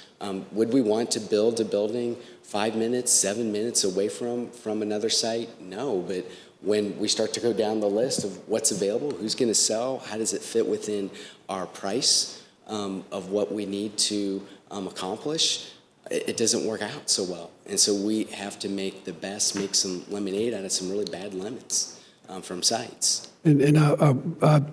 Chairman Phillips, excuse me, before you begin. Appreciate that. Just kind of one follow-up. All of the homes that are being built in and around the Smyrna area, and we all know what that's like. You might want to say it's overcrowded or overbuilt, but it's reality. And I can agree with that. But what about all those buildings that's going on there right now? 20 years from now, are those houses going to be occupied by the same people and have the same kids going to it, or are they going to be building someplace else and that's where the growth is going to be? I guess that's what my concern is. I'm concerned that you are not, and I don't mean you personally, okay? Yeah, that's fair. I'm I'm concerned that you are not looking long-term as to what this county will look like 20, 30 years from now. And our planning commission has been trying to do that for a number of years, trying to do that. So I'm just concerned that you're not, as to what this county might look like 20 years from now. And is that school needed where we're proposing it on the Lee property 20 years from now, or would it be better served to build it in Christiana or on the Walter Hill property or some other place? Would it be better served long-term for that? And that's my concern or my question, and not only mine, but some others too that I've kind of talked to. Yeah, Mr. Chairman. Let me answer. Hang on there. Hang on, committee. No, sir, committee, stop just a moment. Number one, we just questioned the veracity of the data in front of us, is what I'm hearing. So I would like to establish, is this credibility of this company? Is there a process to look back at what's occurred over decades and to look forward over decades and to acquire the data by every means necessary? The anecdote we've heard is there was not a sufficient questioning of the county planning department. And I'd like to have the gentleman have an opportunity. We've been here an hour and a half discussing the reams of data, the professionalism of the company, the multiple states they work in, and their accuracy rate. Now, we've jumped off ship to say, I don't trust your data.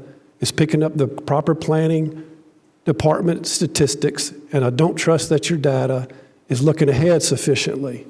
Before we start talking about where we're building high schools, I've got to give the gentleman an opportunity to confirm that his data is accurate, forward-looking, and is acquiring numbers of all the departments available.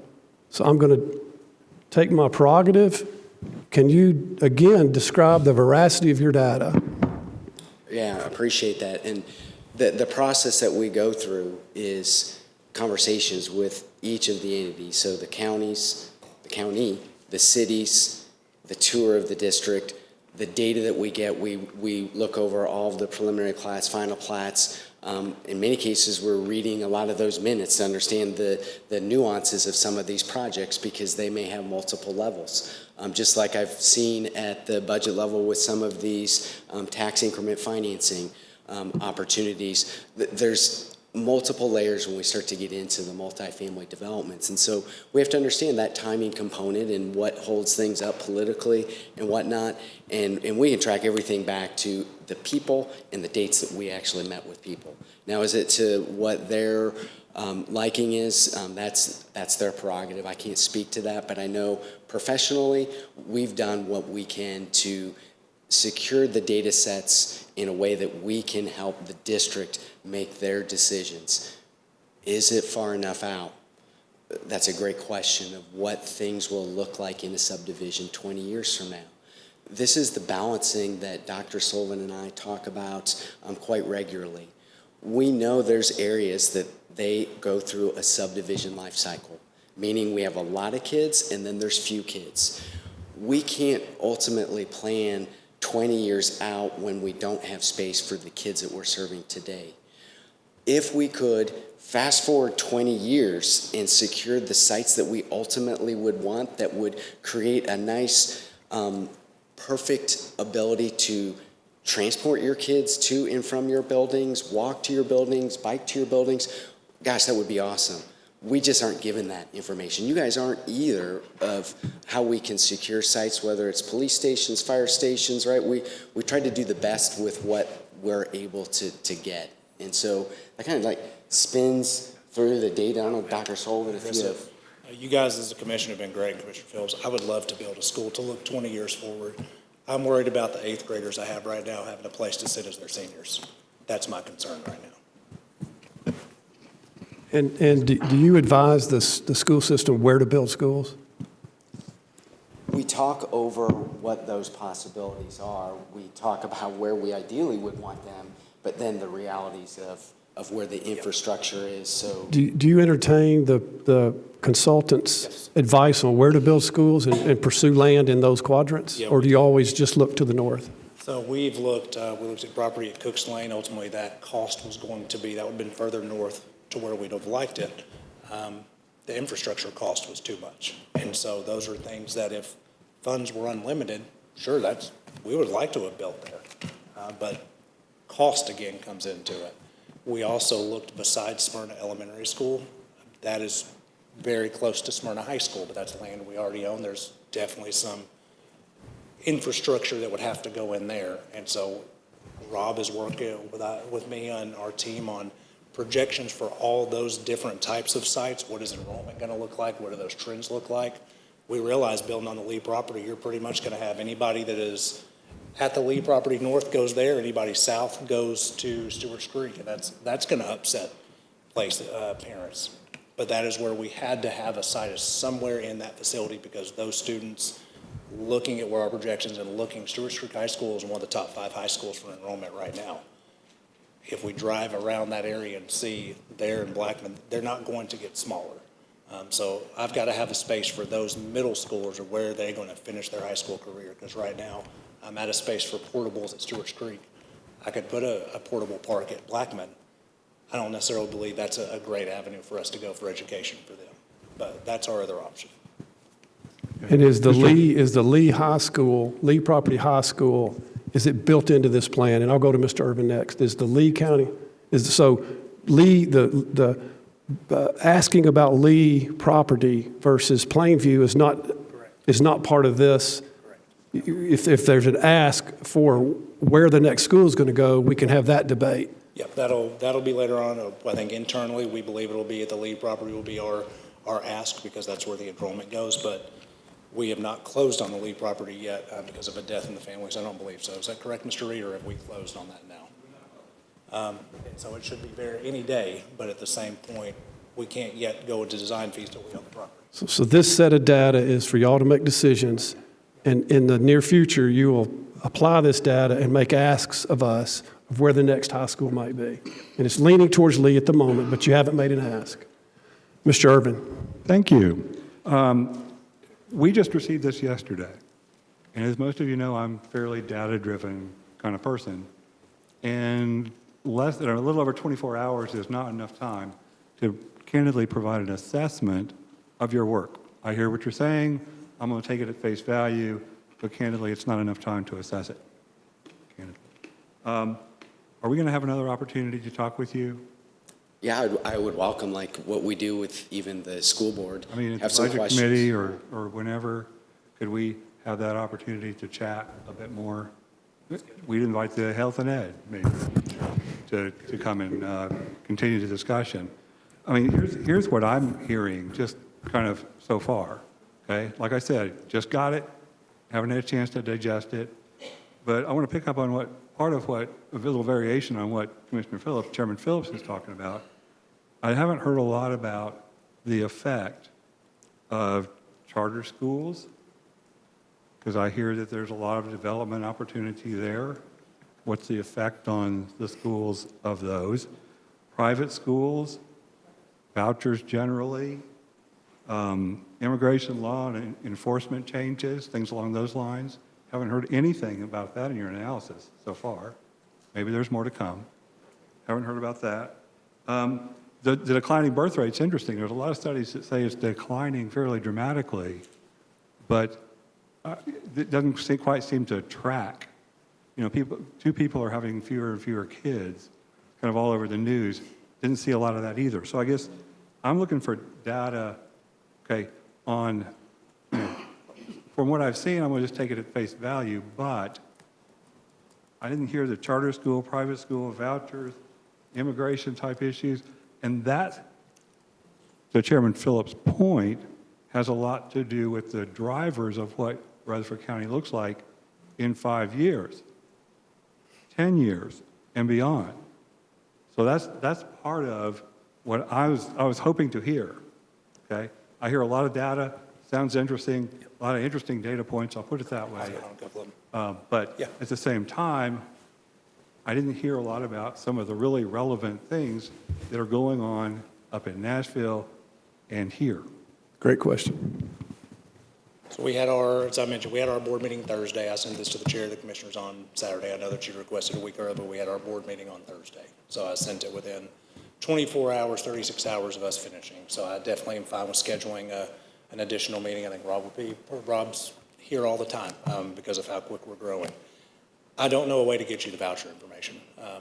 If you can find a way to get that, that would be great. The Department of Education is not calculating that by districts. And so there have been FOIA requests from various government agencies to try to get that calculation. It's unknown. So I don't know how to get that one. Charter schools, we can look to see what available seats are going to be there. Immigration, I don't know how to do that. I can tell you our English as a second language numbers are exactly where they were. I can pull up the numbers of where we are right now from last year. It has slowed. We were adding students. We are no longer adding students like we were. And I'll pull those numbers up while Rob is going just so you can have an idea of where we were. But as a school system, I'm not going to get into the immigration debate. We educate students regardless of where they are and what their immigration portion is. I understand that. I'm just trying to get at the effect. Yeah. Because there's obviously an effect. Yep. Or there appears to be an effect. Right. I'll put it that way. Yeah. Okay. So I'm trying to get at some of these other factors. Yeah. And what I'm hearing is, we don't know. Yeah. I'm hearing a lot of we don't knows at this point. So a lot of this seems a bit premature if we don't know the answers to some really fundamental questions that affect the schools the ability to educate kids, et cetera, and obviously the funding piece of it. Education more important, I get that, all right, but at the same time, there's definitely a funding component of it. Correct. And you're asking us to make huge investments, potentially. Okay, I don't recall what the 5-year plan looks like, candidly. I'd like to see another copy. Yeah. I'm sure you'll provide one. We will. But I'm trying to get a sense, because there are huge implications for education and for the funding side, and we don't know. And maybe it's premature to start making decisions about, where this goes, where that goes, et cetera, and we need to commit another $200 million. Okay? When, to Commissioner Phillips' point, that may not be quite the right place. I don't have a judgment at this point. Right. I have a very open mind, actually, about this whole process. And what I'm hearing is, I hear the data points. I get it. Some of them I agree with, some of them I have real questions about, okay? Just hearing them, okay? But I'm going to take them at face value. So, I'll turn it back to you for a response, but I'm just trying to get a sense. We don't know a lot of the answers to a lot of these questions. And we have to have something other than, data points that, candidly, a lot of times could go either way. Numbers are going down, et cetera. I can project those going down, probably, if I really dug around some. All right, I've said enough. I do want to, this is a unique opportunity for this commission to have this dialogue with the school board. I've never been aware that they've put this much effort in to communicating some of these statistics to us. And I'm grateful to have it because we can ask the tough questions. Because tonight is about the school board is aware that the 5-year plan is difficult.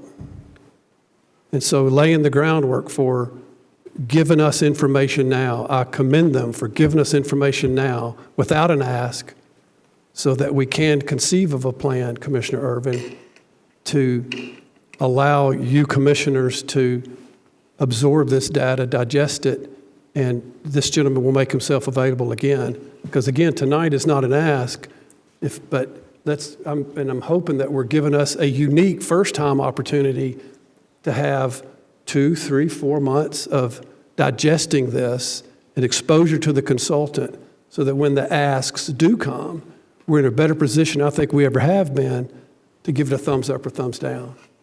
So don't anticipate this is our only bite at this apple. And we're also learning this as we go. How are we going to have the next round of questions? Special call meeting, come to the school board, this gentleman comes to health and ed, he comes to budget. We can work some of those out, but it's a new way of doing business, and this is where it begins. And just in response, I do think we have adjusted to some of the data points you mentioned. I've been talking for last year about us building 2 smaller high schools, and now we're looking at just building 1 because that's what the data points have shown us. We have enough students to fill the seats currently for a high school, so I'm confident in that. The issue was I would love to sit and wait, but for a high school, you're looking at a year for design, 2 years to build. And so for a 3-year project, we're going to be, if we sit and wait, we're going to be out of room for them to sit. So that would be my response to that point. One moment. Chairman P. Chairman P. Early in your presentation, you talked about out-of-county students. And, of course, we've seen the growth in charter schools. The charter schools, I have heard, do allow out-of-county students. Is that true or not true? And if so, how many students do they have? No, they have to follow our local county policy, and our local county policy does not. It has to be in county. So if it's within our geographical boundary, so it can be Murfreesboro City or Rutherford County. So when you're talking out of county, that definitely could be one that you're hearing. It can be Murfreesboro City. Okay, thank you for that clarification. Does it include RCP as well? They have to follow the same guidelines? Yes. I have a quick question.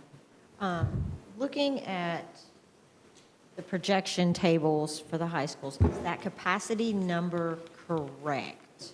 It is on page 37.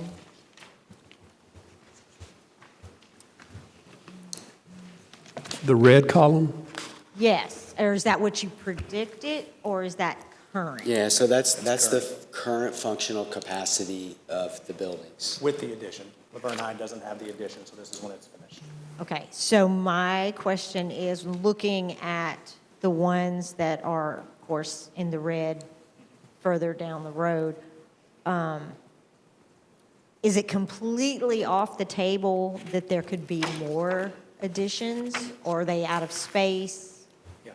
That type of thing. Stewart's Creek, Trey, I don't believe we can do an addition there without going and taking athletic facilities. Is that correct? Yeah, athletic facilities would have to go for Stewart's Creek.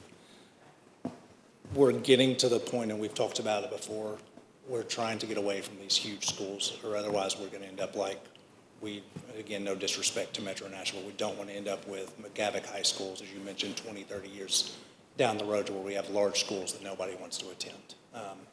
Metro has great schools. I love Dr. Battle, but that's when you get big schools in a changing large system, that's what you end up with. And our parents want small community schools. We're building the opposite, and we are in competition with charter schools, with private schools with vouchers, and we are in competition for students, because that's exactly what we're in. We're in competition for students, and we are building the opposite of what our community and our parents need. If we don't have it, I'm a firm believer in this, if we don't have a strong public school system, our entire local economy. When speaking of high school zoning and capacities that Commissioner Davis had mentioned, high schools have elective classes and courses, for instance. Have you analyzed the fact that there may not be a full classroom? Have you looked at moving electives in a way that to fully utilize the high schools? Yeah, and we've looked at that at all of them. So Liberty Creek in Sumner County, I believe it's Sumner County, has actually done something. We're interested to try to, I don't know that it would work, but it's something to look at.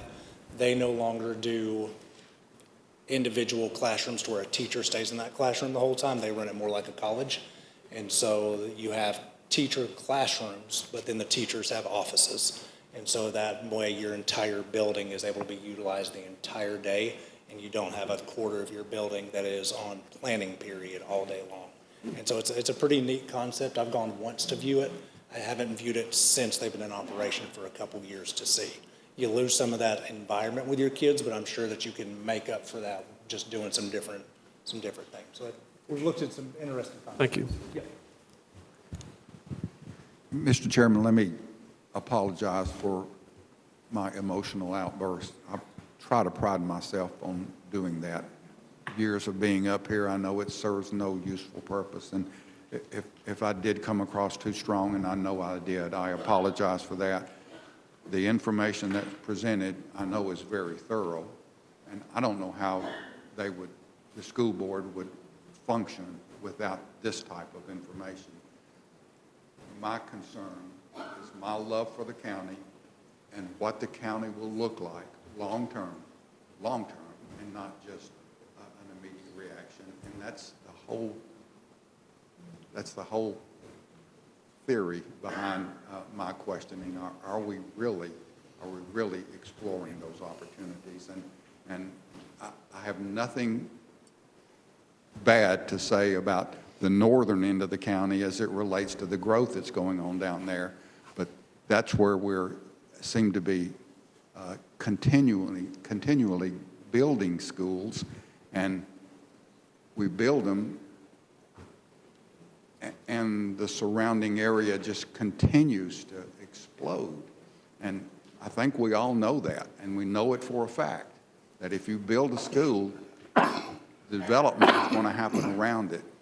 And that's what in my mind, I'm trying to justify.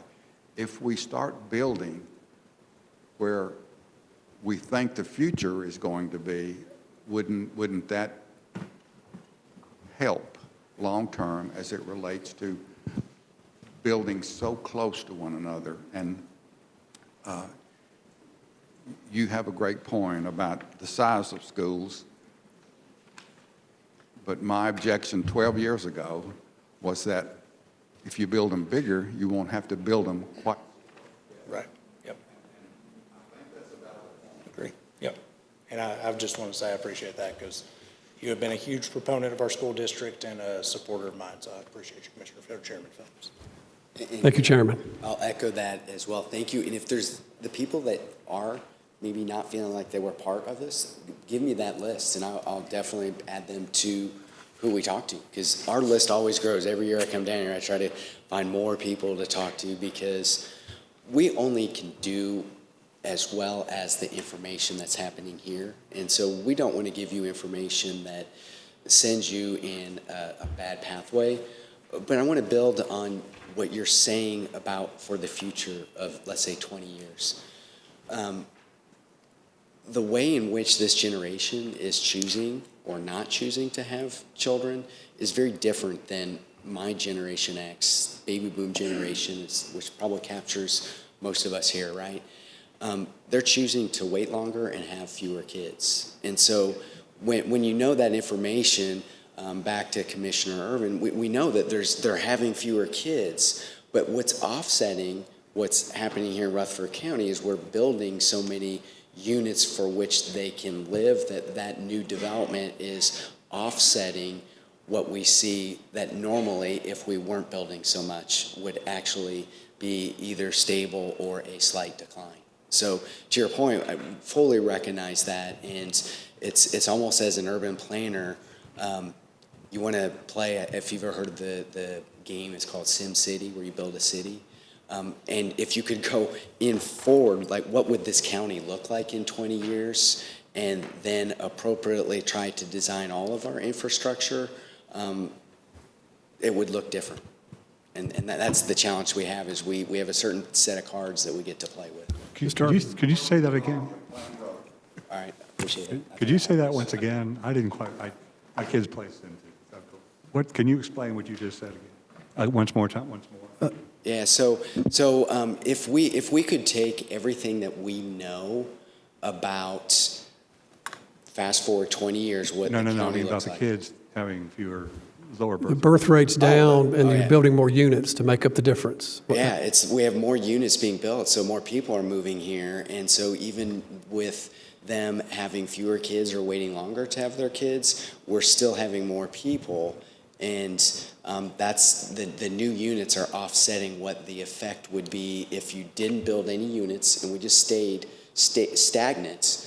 We would start to have fewer people. So how did you do that demographic analysis, for example, 2030, 2040, 2050, to take that, to prove that or take it into account? How do you develop that? How do you develop that demographic analysis? How do you know what the demographics look like in 2030 or 2040 or 2050? I mean, yes, we can make that assumption, but I'm trying to think, how do you show that, or not show, or not show, whatever. Yeah, so I'm trying to get at the root, because it's kind of a basic assumption in what you're saying. And we have two things that are kind of in conflict here.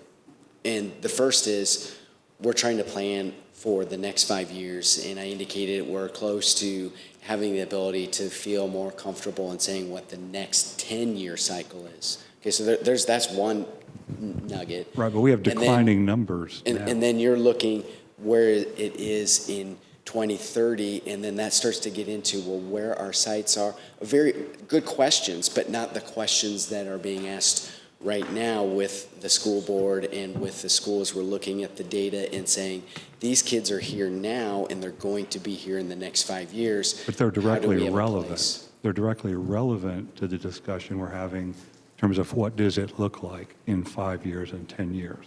You see how that's directly relevant? I think I'm answering your question. I may not be fulfilling what you're needing to hear, but we are factoring in all the demographical pieces. So when you bring up things like immigration, the only variable that we can look at, we don't know how enforcement's going to No, I was talking about the birth rate, the decline in birth rate, and the additional number of units, and that, okay, to make up for that declining birth rate. And then the question is, how do you know that's what's occurring? How do you know that's what the demographic is going to look like in 2030 and in 2040, et cetera? So the first thing I'm going to say is that here in Rutherford County, the live birth rate is not decreasing.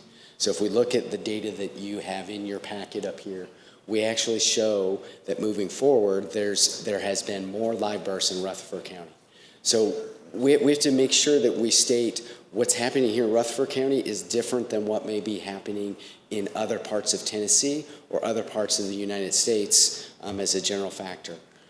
The reason our live birth rates are going up is because of the development that's occurring. That is something I statistically would stand behind with all of the projects that we work on. If we don't see the amount of new development, the birth rates are stable or declining, almost definitively across every project we work at in the Midwest. So that's why this page is very much telling us that we are going to have more school-age kids, just based on live birth data. And that's only one variable, which is why I've shared what our statistical forecast model is, because we're looking at a lot of variables to try to understand what that future could look like.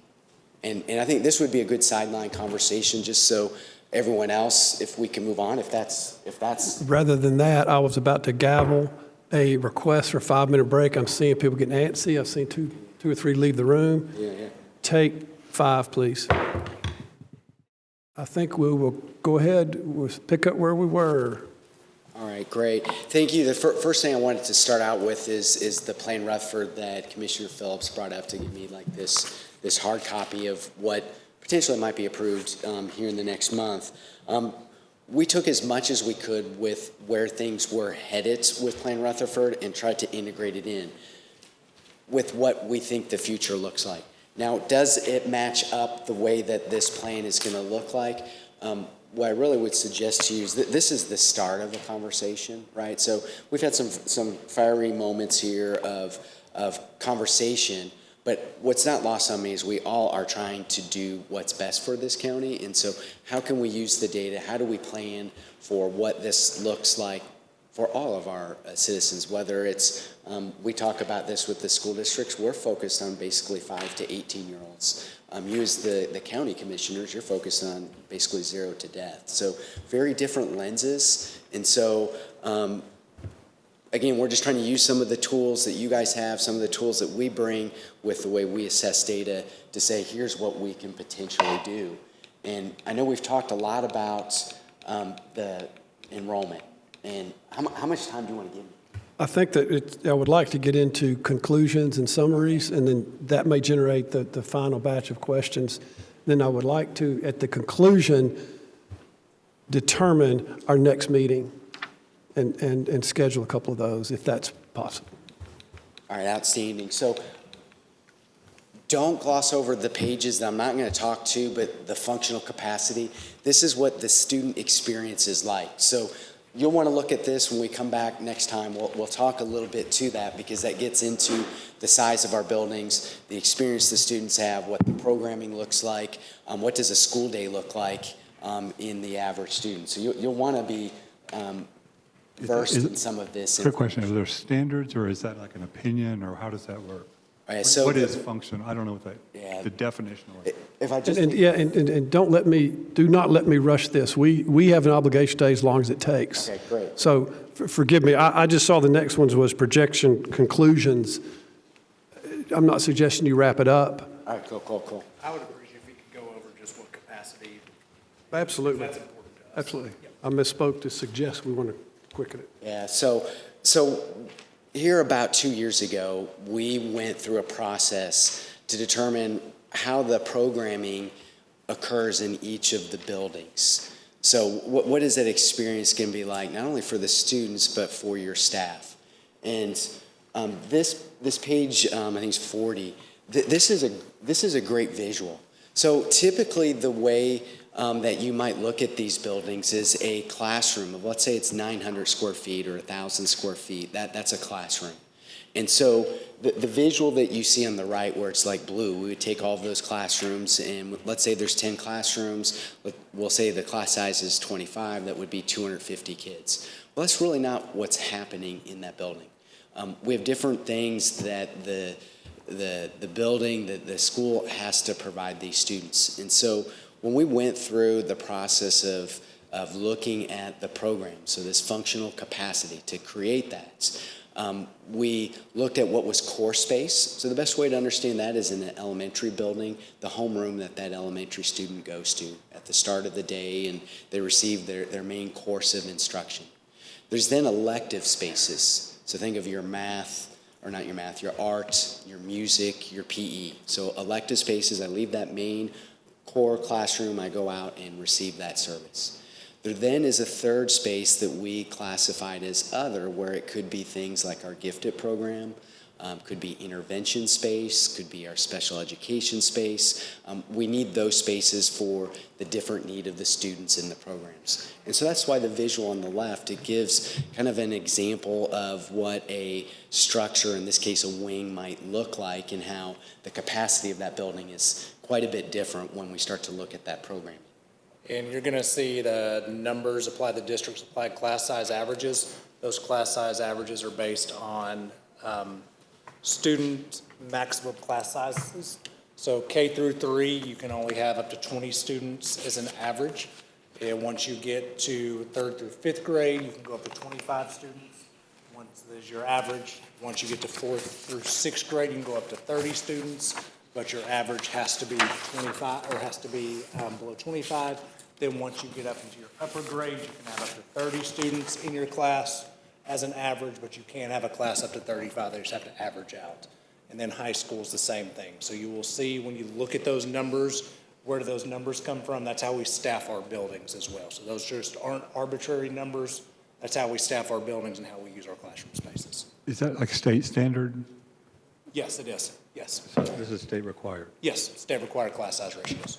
And then when we have like career tech ed, so CTE, it's going to be even lower. It might be 20 students. Again, the machinery, the experiences those students have changes those class sizes.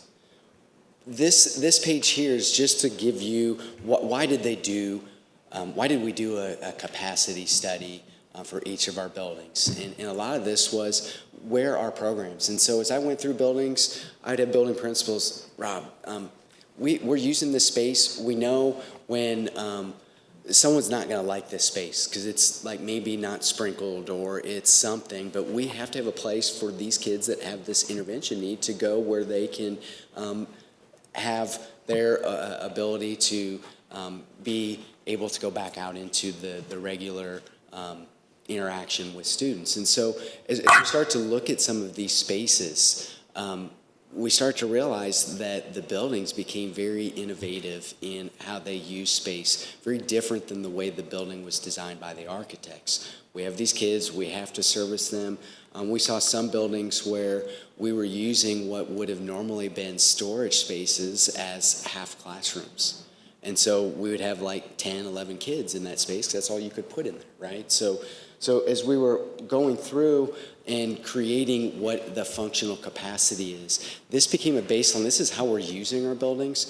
We haven't even gotten to the point yet where we talk about how do we want to use this space. What is a equitable space in a building that was built 30 years ago versus a building that was built 10 years ago? Very different in what that experience is. I think in the break we were talking about just the age of some of, let's say, our manufacturing plants. Very different in what experiences if you apply that to the schools and what takes place. And so we regularly have conversations. What is the value of a building, right? So I know Trey's has facility condition assessments. So what do we have to do with roofing and parking lots and painting and carpet, right? There's all these ongoing costs. And that's separate of what we're looking at with functional capacity. I give you some definitions. I went over each of these already with the core, the elective, and other programs. It's different as we get into the middle school and high school, just because of the nuances. The one thing I want to also suggest in our conversations with the buildings, we quickly became aware that we need more conference rooms. We have IEPs, so individual education plans. We have 504 plans that we have to meet with professionals and parents, and we don't have all of the right spaces in these buildings. The buildings make do with that, right? So those are some of the things as we walk through. You'll see here the class sizes that we kind of are hitting at what are the district requirements for our class size standards. I give you what our methodology was as we went through these buildings to be able to establish what that functional capacity is. I just want to also, I want to thank our principals during this time. I know it seems like forever ago. It was 3 years ago, almost 4 years ago. But if you were used to being a principal running a school, I'm thinking of our high schools or our large middle schools, you're running that campus every day and you're having a third-party company come in and tell you how you need to be utilizing that space instead. You can only imagine how great those conversations started when they had no idea who Rob was. And so it was, we definitely spent a lot of time together, and I spent a lot of time on the phone talking to principals off the ledge, telling them, yes, this guy has to come in the building. Yes, you have to let him in that closet to show him what is going on over there. And yes, you have to let him give you suggestions on how to use your space. So, lots of fun. It was great, and thank you to them. It was a very amazing experience, a journey that we're still starting. Again, the quality of our space is the next iteration. Once you have space, how do we look at that? This visual is to give you some of the floor plan. We noticed there's some similarities with some of the buildings, but even with those similarities, the capacity of the buildings, when you start to go, okay, hey, a Y building or a W type building, and you start to look at those buildings when you know them, you're like, wow, there might be 100, 150 student different capacity. And you're like, why is that?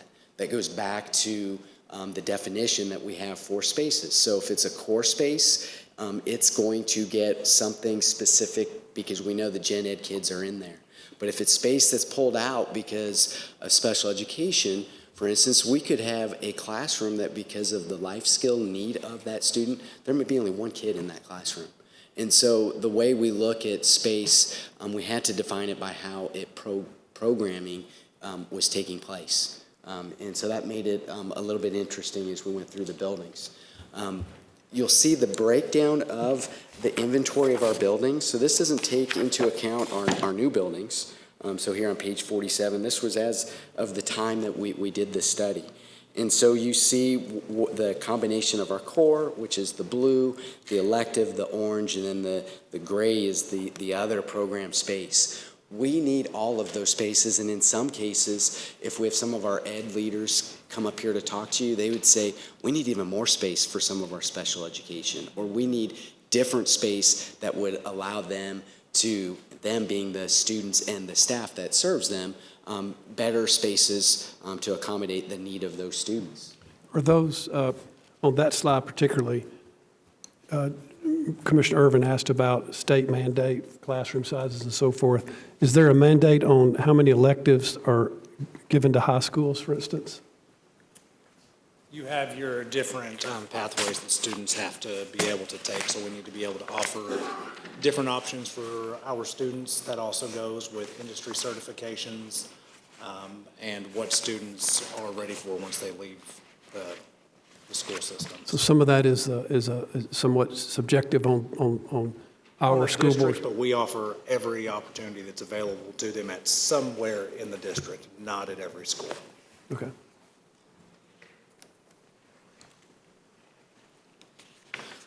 Then as we build into some of this capacity information, so we have several buildings that serve multiple grades, and so that makes it a little bit interesting to say, for instance, if we look at, we'll say Central Magnet, it's a 612 building. So how many 6-8 kids versus 912? Some of the resources in that building, like let's say gyms and music rooms, those things, they're shared between. So again, we just acknowledge that there's some of our buildings that they may be K-8 buildings, K-12 buildings, like our Eagleville school, right? And I think that even came up with enrollment. We can't put too many kids in Eagleville or they change the classification of what they play in football, and then all of a sudden that's a real thing, right? On a different level. So sometimes where we have space and the number of kids, it does make some situations interesting.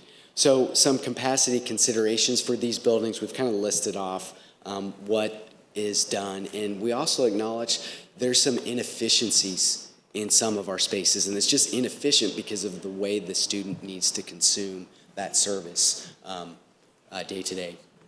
Keep not looking over here.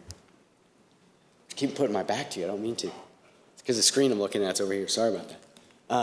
So then we also had portables. So, wow, this is where, when we're in a growing condition, portables become almost permanent structures to some extent.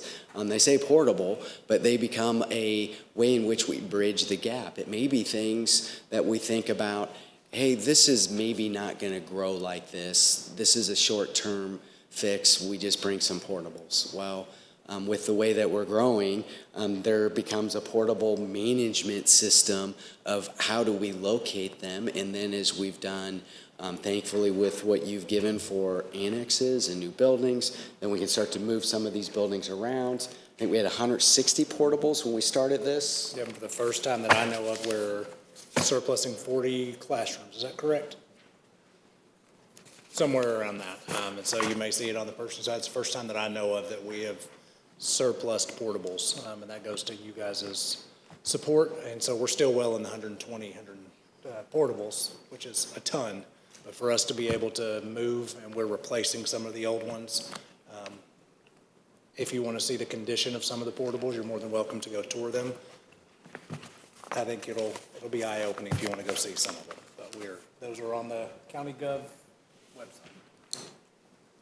So buy those portables. Or not. Then when we were looking at the portables, we started to see there were different strategies that were happening with the portables, right? So when you look at the right-hand graphic, we break them out by grade, configuration of K5, 6, 8, and then what were they as far as core or elective or other spaces. And so it became a part of what was the philosophy that the building administrator had. We need this space in some way. It could be core space, elective, or other. And so some of the outflow of this is some strategies that we maybe want to utilize with portables that might be beneficial for students. So some ideal capacity considerations here. This really is trying to outline some considerations that administration, RSP, and the board is trying to figure out. You heard Dr. Sullivan say 1,500, 1,600 kids in elementary is too many kids. And I would say with the majority of the districts that we work in, they're shocked when I say there's 1,000, 1,200, 1,500 elementary kids. They're usually saying when there's 500 kids, they're like, wow, that's a lot.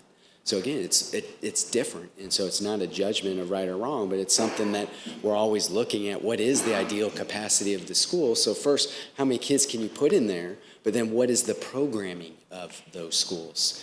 That changes quite drastically. You've heard me talk a little bit about that with some of our special education. There could be intervention spaces. We're dealing with a lot more of social mental well-being need of students, and so that requires different spaces. Again, very different than buildings that were designed 40, 50 years ago.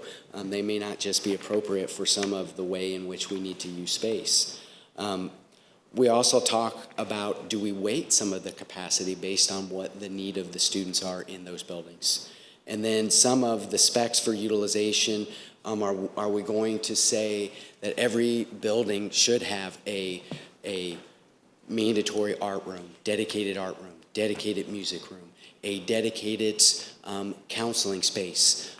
We haven't really even pushed that through because right now we don't have the flexibility of our space. We still are using about 120 portables throughout our system.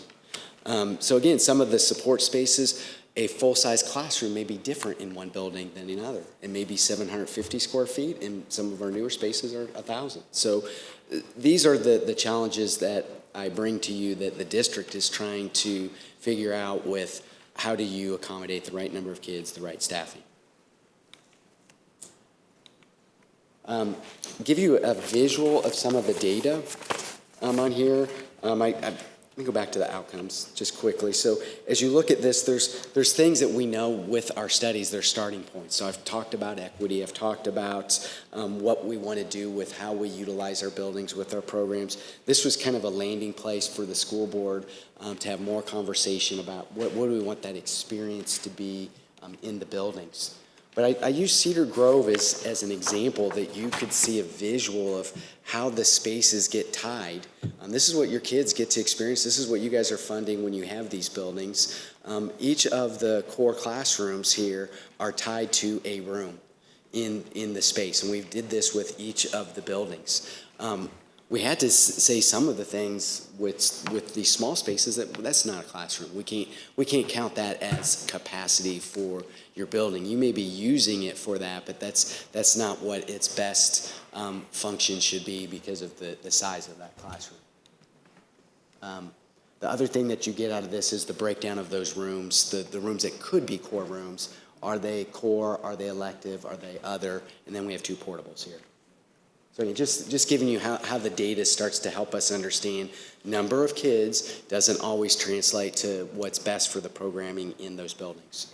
And so with this breakdown, really what I want you all to understand is we ideally at each of the levels for each of the buildings want to be in this 85 to 95% of that functional capacity. We can operate at 100%, but what happens, give you an example at the elementary level. If, for instance, we get 5 more third graders and we need a 6th section or a 7th section in a building that would be a 6-section building, we may not have that classroom. And so then that results in, does the district do enrollment capping? Meaning that, hey, we don't have the space for you in this building, we're going to need to send you to another building.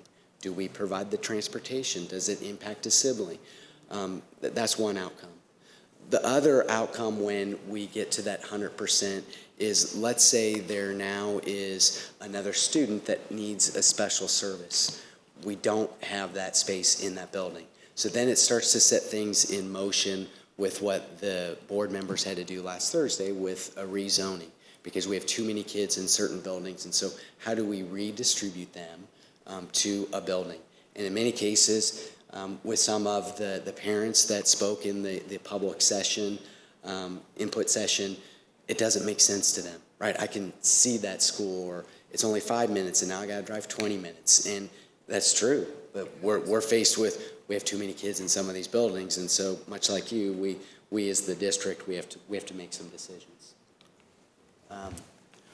Then as we roll into some of these capacity changes, this is where we started to address where the portables are. So what are the portables, where we've added classrooms, what our new buildings are. So again, another thank you to the funding that you've given us for these permanent spaces that we've been able to build. The students definitely are experiencing great things because of that brick and mortar.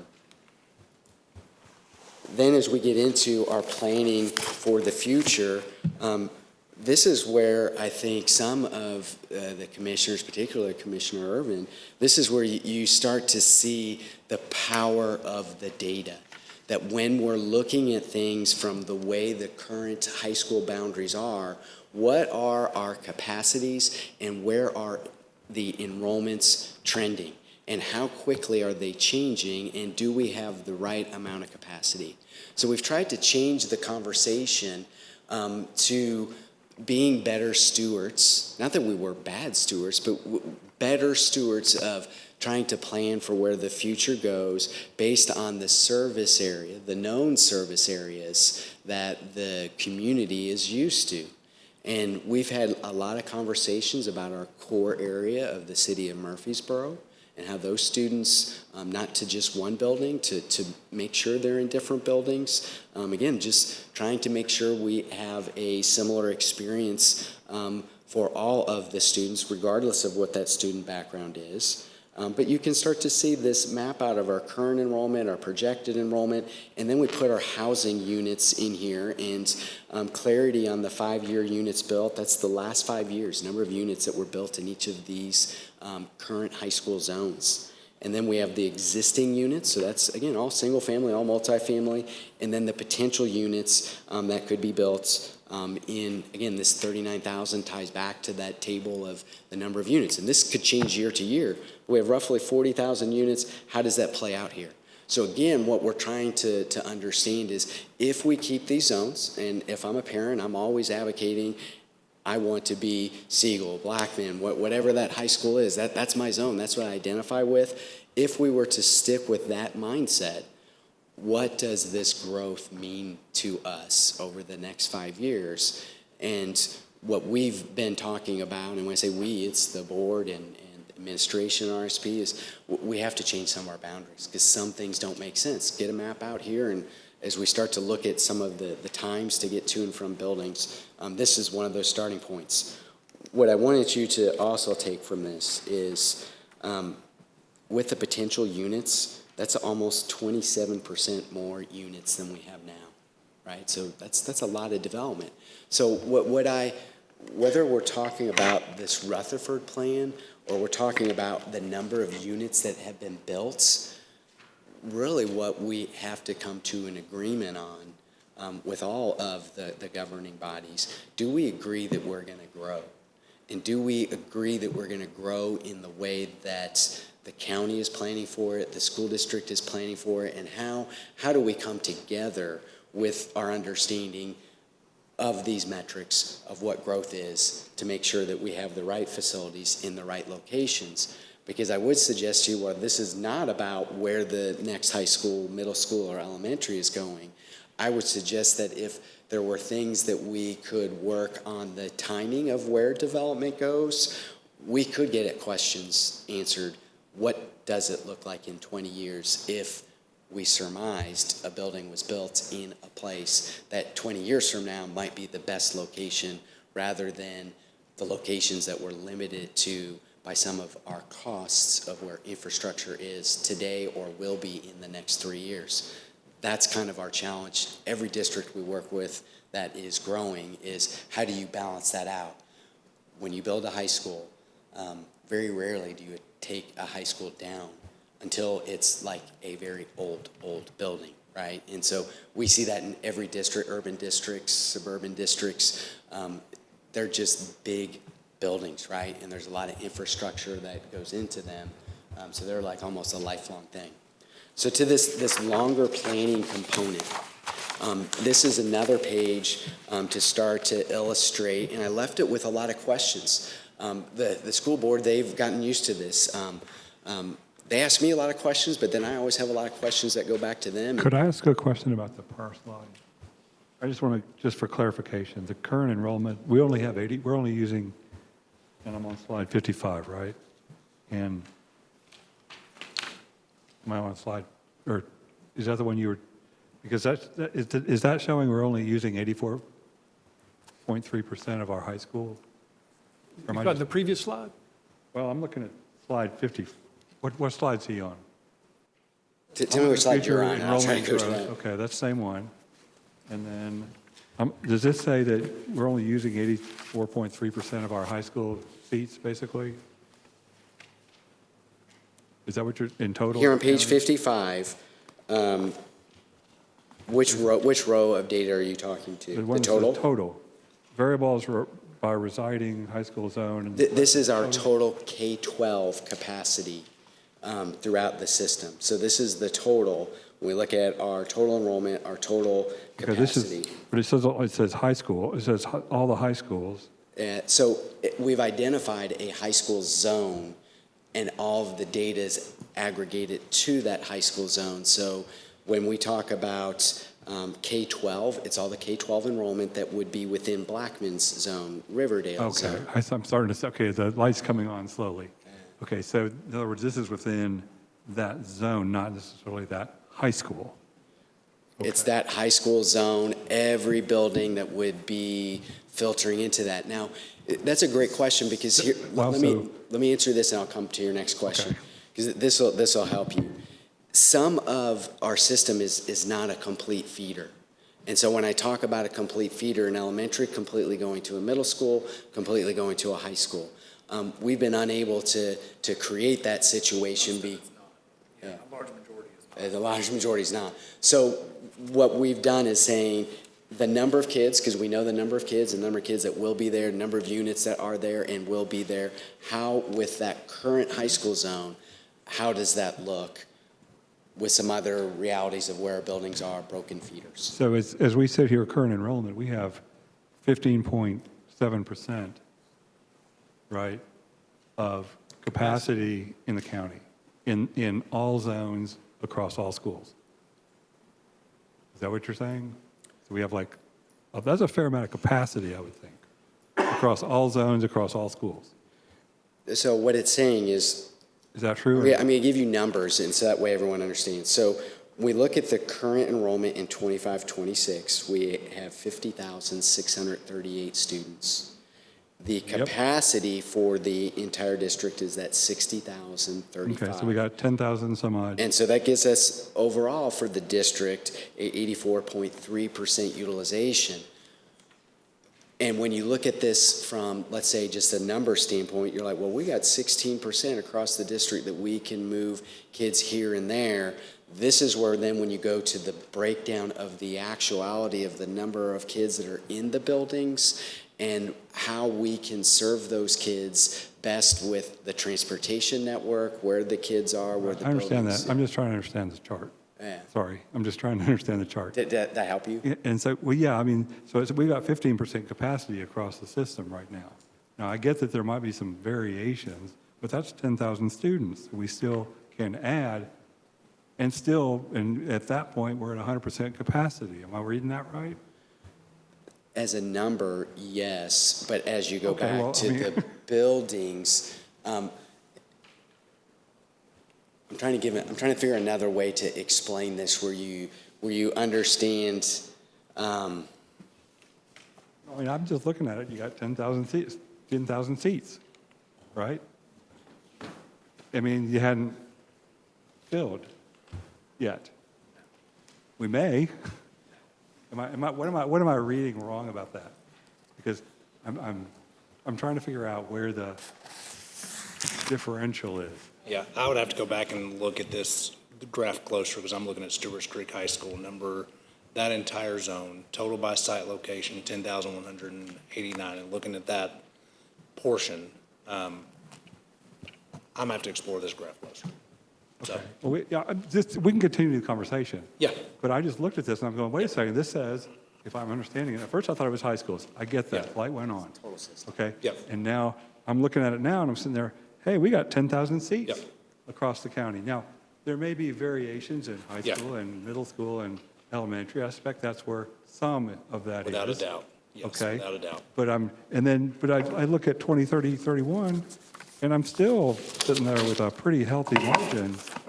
You know, I'm only 93% capacity. That's 5 years from now. I need to match this one up with the rest of our elementary, middle, and high I've school. still got 5%, I've still got, 6.5% Yeah. of seats. Yeah, and that's where I think the graph you had previously that had every school individualized might be the better tool. But again, we deserve an answer for a 15% capacity.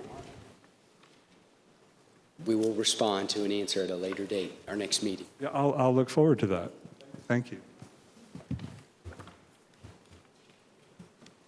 So if we go back to this page here, 56? 56. So again, leaving some questions for how do we look at our investments was our first question. Like, what are our strategies?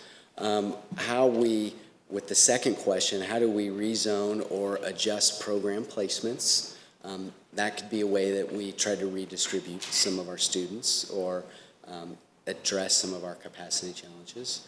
And then we started to look at where we're seeing some very hot zones. And so here in specific with Stewart's Creek Corridor, we see a lot of developments. And I have two maps that will highlight those special areas.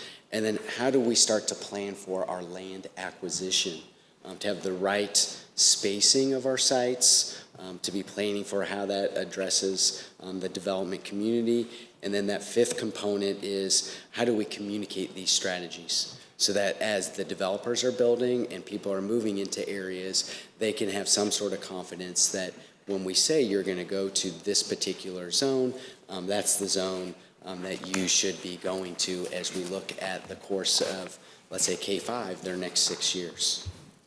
So this is then, as we step into some of our next steps, we're always annually reviewing, adding new data sets into our conversation. That's that first part of the annual review. And then analyzing the functional capacity. So what are some of the needs of the programs, the needs of the buildings? How does that start to shape what we look at for our boundaries? And then as we get into some of these solutions, and I promise you I'm coming to an end. It's either that or my voice quits. But one of the pressure points that we wanted to give you as a visual that I know the school board found, and they asked this question of how do we adjust the boundaries of where kids are now, and there's too many kids in the Stewart's Creek area. And what we showed in this map was, as we zoomed in, where are the current developments? Those are in green. Where are those that could happen in the next 5 years? That's in the yellow. And then there's a table that's in that map. It's pretty small, but what they wanted to focus on was Rocky Fork and Almaville Road. How does that shaping of who's north of that, who's south of that, and as we look at that future boundary that they set, what can we do that gives a longer term boundary for that building? And so that's what we started to create here to help the district, help the county understand some of our challenges in the Stewart's Creek area. But then the second map is in the Rockville area. So, I know we've had a lot of our conversation on the north side of the county, but as we start to move more towards the central south side with Rockville, the same thing, that we're seeing a similar experience where the infrastructure is and the development that's happening, that we're going to run into situations of you may be around that building and you're there now, but with the new developments, who is going to be in that building as we plan for too many kids in the zones that are right around that? Yeah, go ahead. To answer your question, Commissioner Urban, I went back to pages 35, 36, and 37, and I have the capacity at 56,194. Again, this is, I'd have to guess it with, or have to have Rob look officially where his chart came from. My guess is he's got the dual zoned areas counted twice. So portables, okay. But 56,194 is what I have from 35, 36, 37, those lines. So that would reduce it about half. You would still have an extra 6,000 capacity. And you'll see on our 5-year plan, elementary schools where we have capacity, we have one issue at Stewart's Creek like we talked about. Middle and high school is our issue.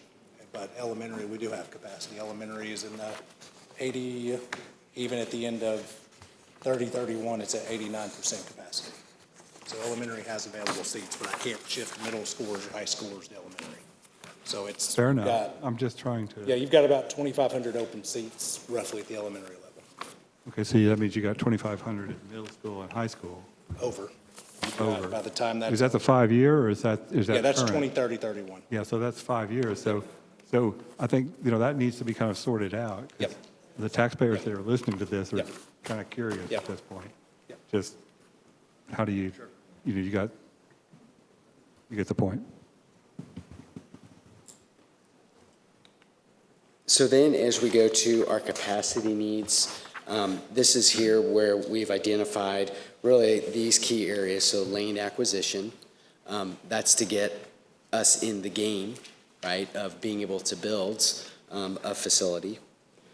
New school construction, so we can effectively manage the enrollments and the programs. Building expansions is another option. So we've done some annexes, we've done some additions. Expansion of current specialized programs. So we had a little bit of that conversation early on about some of that need for students. And so you heard that request here earlier this evening. And then community planning and zoning transparency. So not zoning as far as, is it single family, is it multifamily, but what we ultimately are trying to position is when you see a map and you see this is where you go to school, that there's the ability to honor what that zone is. I know the school board is weary with all of the rezoning But if you were to look at what has happened, is it was the whole county, and then as we've been going through these iterations, it's becoming more hyper-focused where we have our highly growing areas. And so started to get better control of that. And this is an area that I hear more often probably than a lot of other areas. Why doesn't the school board, and bless their hearts, but it's like, why don't they think outside the box? I mean, this would seem to be in terms of, additional specialized programs, like a high school devoted to the trades. And I know that there's requirements there and things you can do, you have to meet and things along those lines. Where you have to apply, you have to meet certain other requirements and all this kind of drill. But, I mean, something like that would take 1,500, couple of thousand students out, okay? Reduce the need, probably at the high school level. And, you could find an existing facility that would do that. I think And that's what, in other words, that's what I'm hearing from a lot of my constituents. Aren't folks thinking outside the box to try to get solutions? And maybe, I'm sure you are, Yeah. So I think if you remove all accountability, those are great options. When it comes to high schools have accountability that they have to follow. If I remove all of those, and I'm talking about accountability, it's federal and state accountability, that they have to hit certain industry standards, they have to hit certain ACT scores, they have to hit achievement, growth. If you remove all of your trades out of the school, you no longer have those options for students to hit that classified in that school. And so you are going to set your schools up to, on our letter grade system, to be a C, D, or F just because of how you have organized the school. So if you're looking at it strictly from a dollars and cents, sure, let's go move all the trades out, easy thing to do. I've heard though, and you can correct me and feel free, that you can build in, through the application process and through, including some of the other courses, you can basically be a high school. You can. And it just doesn't have the football stadium. Yeah. It doesn't have the baseball fields. Yep. Things along those lines. Yeah. And so I know that a number of students have not students, other folks in the county have asked, which is why I'm asking. Yeah. Okay, why can't that be looked at? I hear what you're saying about accountability. Okay, is it possible in the context of Rutherford County schools to have Rutherford County trade schools, high school? Or something like, because, for example, a lot of jurisdictions have arts schools, things along those lines. Right. And a lot of jurisdictions will have very specialized schools in other areas. Can we have because it's a huge need, okay, might even get some folks around the county to support it. And so I'm trying to get a sense for, is that a possibility, to alleviate some of the needs and meet a huge need? Anything is always a possibility. And I'll kind of bring our brackets back in. Great questions and getting into the minutia nuances. Let's table some of that. And school board policy, I've heard them contemplate these questions for some years, and it's our turn to kind of dig in. But let's bring it back in for tonight. Kind of wrap up. You bet. Thank you. So the next slide. We've heard different things. So, right, we work with the school district, and we work with a lot of the people in the county, in the cities. And we started to see that there's really three buckets. There may be more buckets, but there's three bigger buckets as we start to think about our solutions. And so what we've heard from the school board is there's things here at the county that you all have a role in, and how you can maybe help them in some of their pursuit to have dollars for sites and additions and new construction. There's also things that we've heard from the school board at the city level that, hey, all developments come through either the county or the city. So is there, for instance, a moratorium that's placed on some developments? And moratorium, if you're a developer, that's a dirty word, right? But from the school district perspective, as they're thinking about what they have to have for their facilities, is there some ways that we can bring them into the mix of the conversation of helping provide land or dollars that build the facilities? And then we have the school district, right? So we're not held without anything in our toolbox to try to do things. And so we've listed out enrollment capping, highly unpopular, but is good for staffing. I want to hit on enrollment capping because I do think that's something that's going to continue for us, and the real estate market needs to be aware of that because that is definitely going to have an influence. I know when we did this with Stewart Street Elementary the first time, met with the Realtors Association, I do believe this is going to be a continual thing that we do. And so that is going to have an impact on our real estate market when realtors communicate to incoming families, this is where you're going to be zoned and this is where you're going to go to school. Those conversations aren't necessarily accurate. And so we definitely need to make sure that that is communicated, that our school board sets those zones and they need to verify whether or not that's accurate before releasing that kind of information to parents, because we are going to have to cap enrollment in places. So I appreciate you, Commissioner Wilson. You got that conversation started a couple years ago, and that was fun the first time we did that. That's last Thursday we did rezoning, right? So rezoning happens. You have heard us talk about modulars, portables. We had 160, we're down to 120. So still using those, right? So those are some of the tools that each of us have at some sort of disposal, whether we like it or not. And again, I'm not advocating things. I'm not someone that wants to put all the costs on developers, but we work all through the Midwest and we see some different tools that other communities utilize and how it effectively assists the district in the conversations we have, getting sites in the right location and having dollars that are in place. And so we've listed off a few municipalities, some here in Tennessee, and to some certain extent, and I understand there's some legal challenges with some of the things before a certain date and whatnot, and I'm not saying I'm an expert in this. We've just done a little bit of research as far as from the school board perspective of, hey, do we have some tools that we might have available? And so those are going to be things that maybe are at the county or even above the county to be able to address. Really, since I'm working with the school district, they're my clients, we're just trying to advocate that we know there's a lot of things that are on your plate that you're responsible for, and are there some other tools that, if put in place, might provide some revenue streams that change some of the conversations that we have. And we've listed some of the resources. This is not a whole complete resource, but just to, if you want to dig into some of these other elements, click on these. They'll take you to some of the places, might be where we've helped with some of the ordinances to the benefit of the district with some changes, because I think we talked about, hey, there's more multifamily that's coming and we're generating kids. Some of the developed districts that we've worked in, we've seen that change and we've had more kids that are coming from that. And so we had to help them change what those ordinances were so they had the right spaces for kids as those new developments came online. That really ends. That's my last page, which is always a good thing. There is a last page when I present.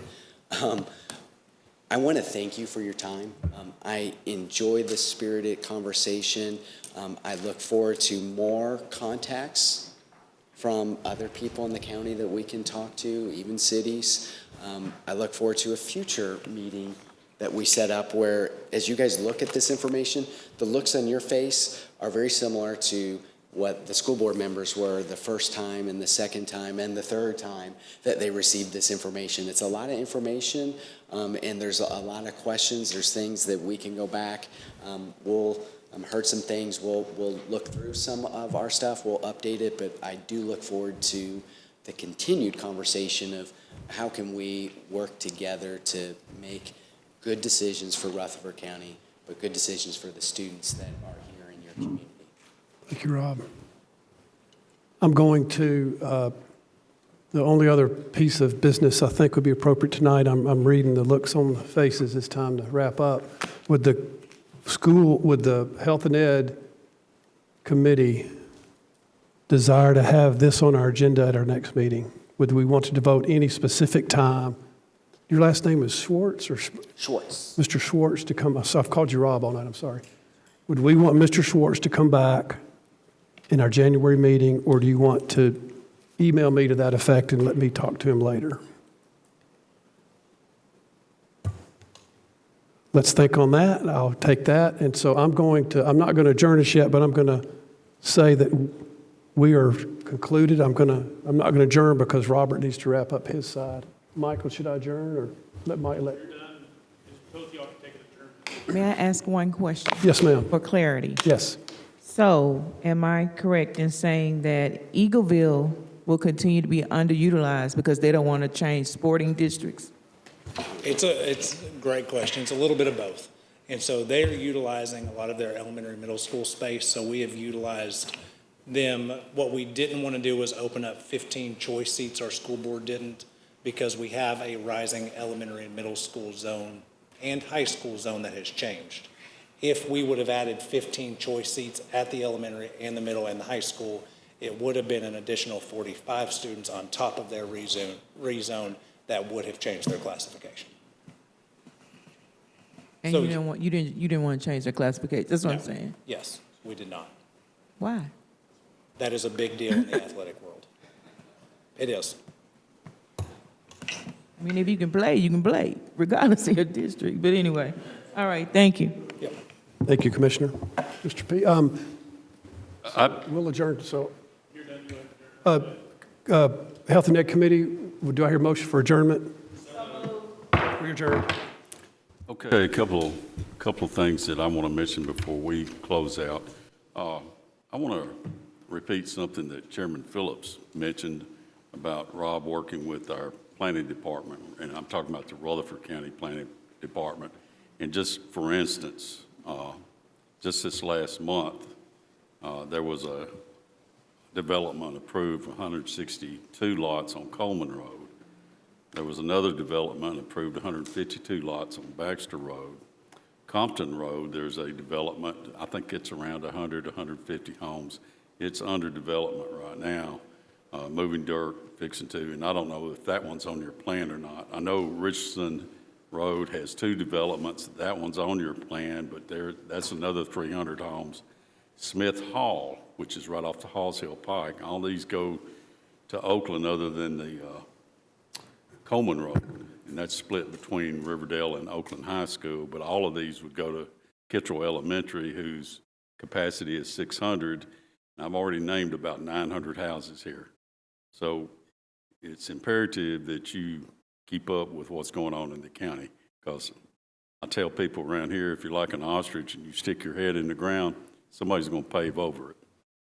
Now, having said all that, I want to ask our committee, I would recommend that we move these 2 budget amendments to our next meeting, which is January the 8th. Do I see a nod of approval from my committee on that?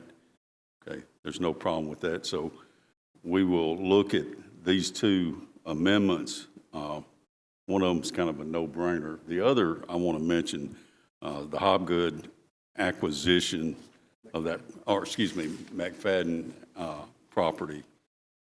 That's something that I've been aware of and looked at, and I think that that's a good decision on the board's part to acquire the property. As far as the timetable of getting it, I'm not sure of, but I'd like to task Michael with coming up with a way for them to get this out of their ending fund balance without affecting what we need, whether that's a bond anticipation note or whatever we decide to do, but present that to us at our next meeting.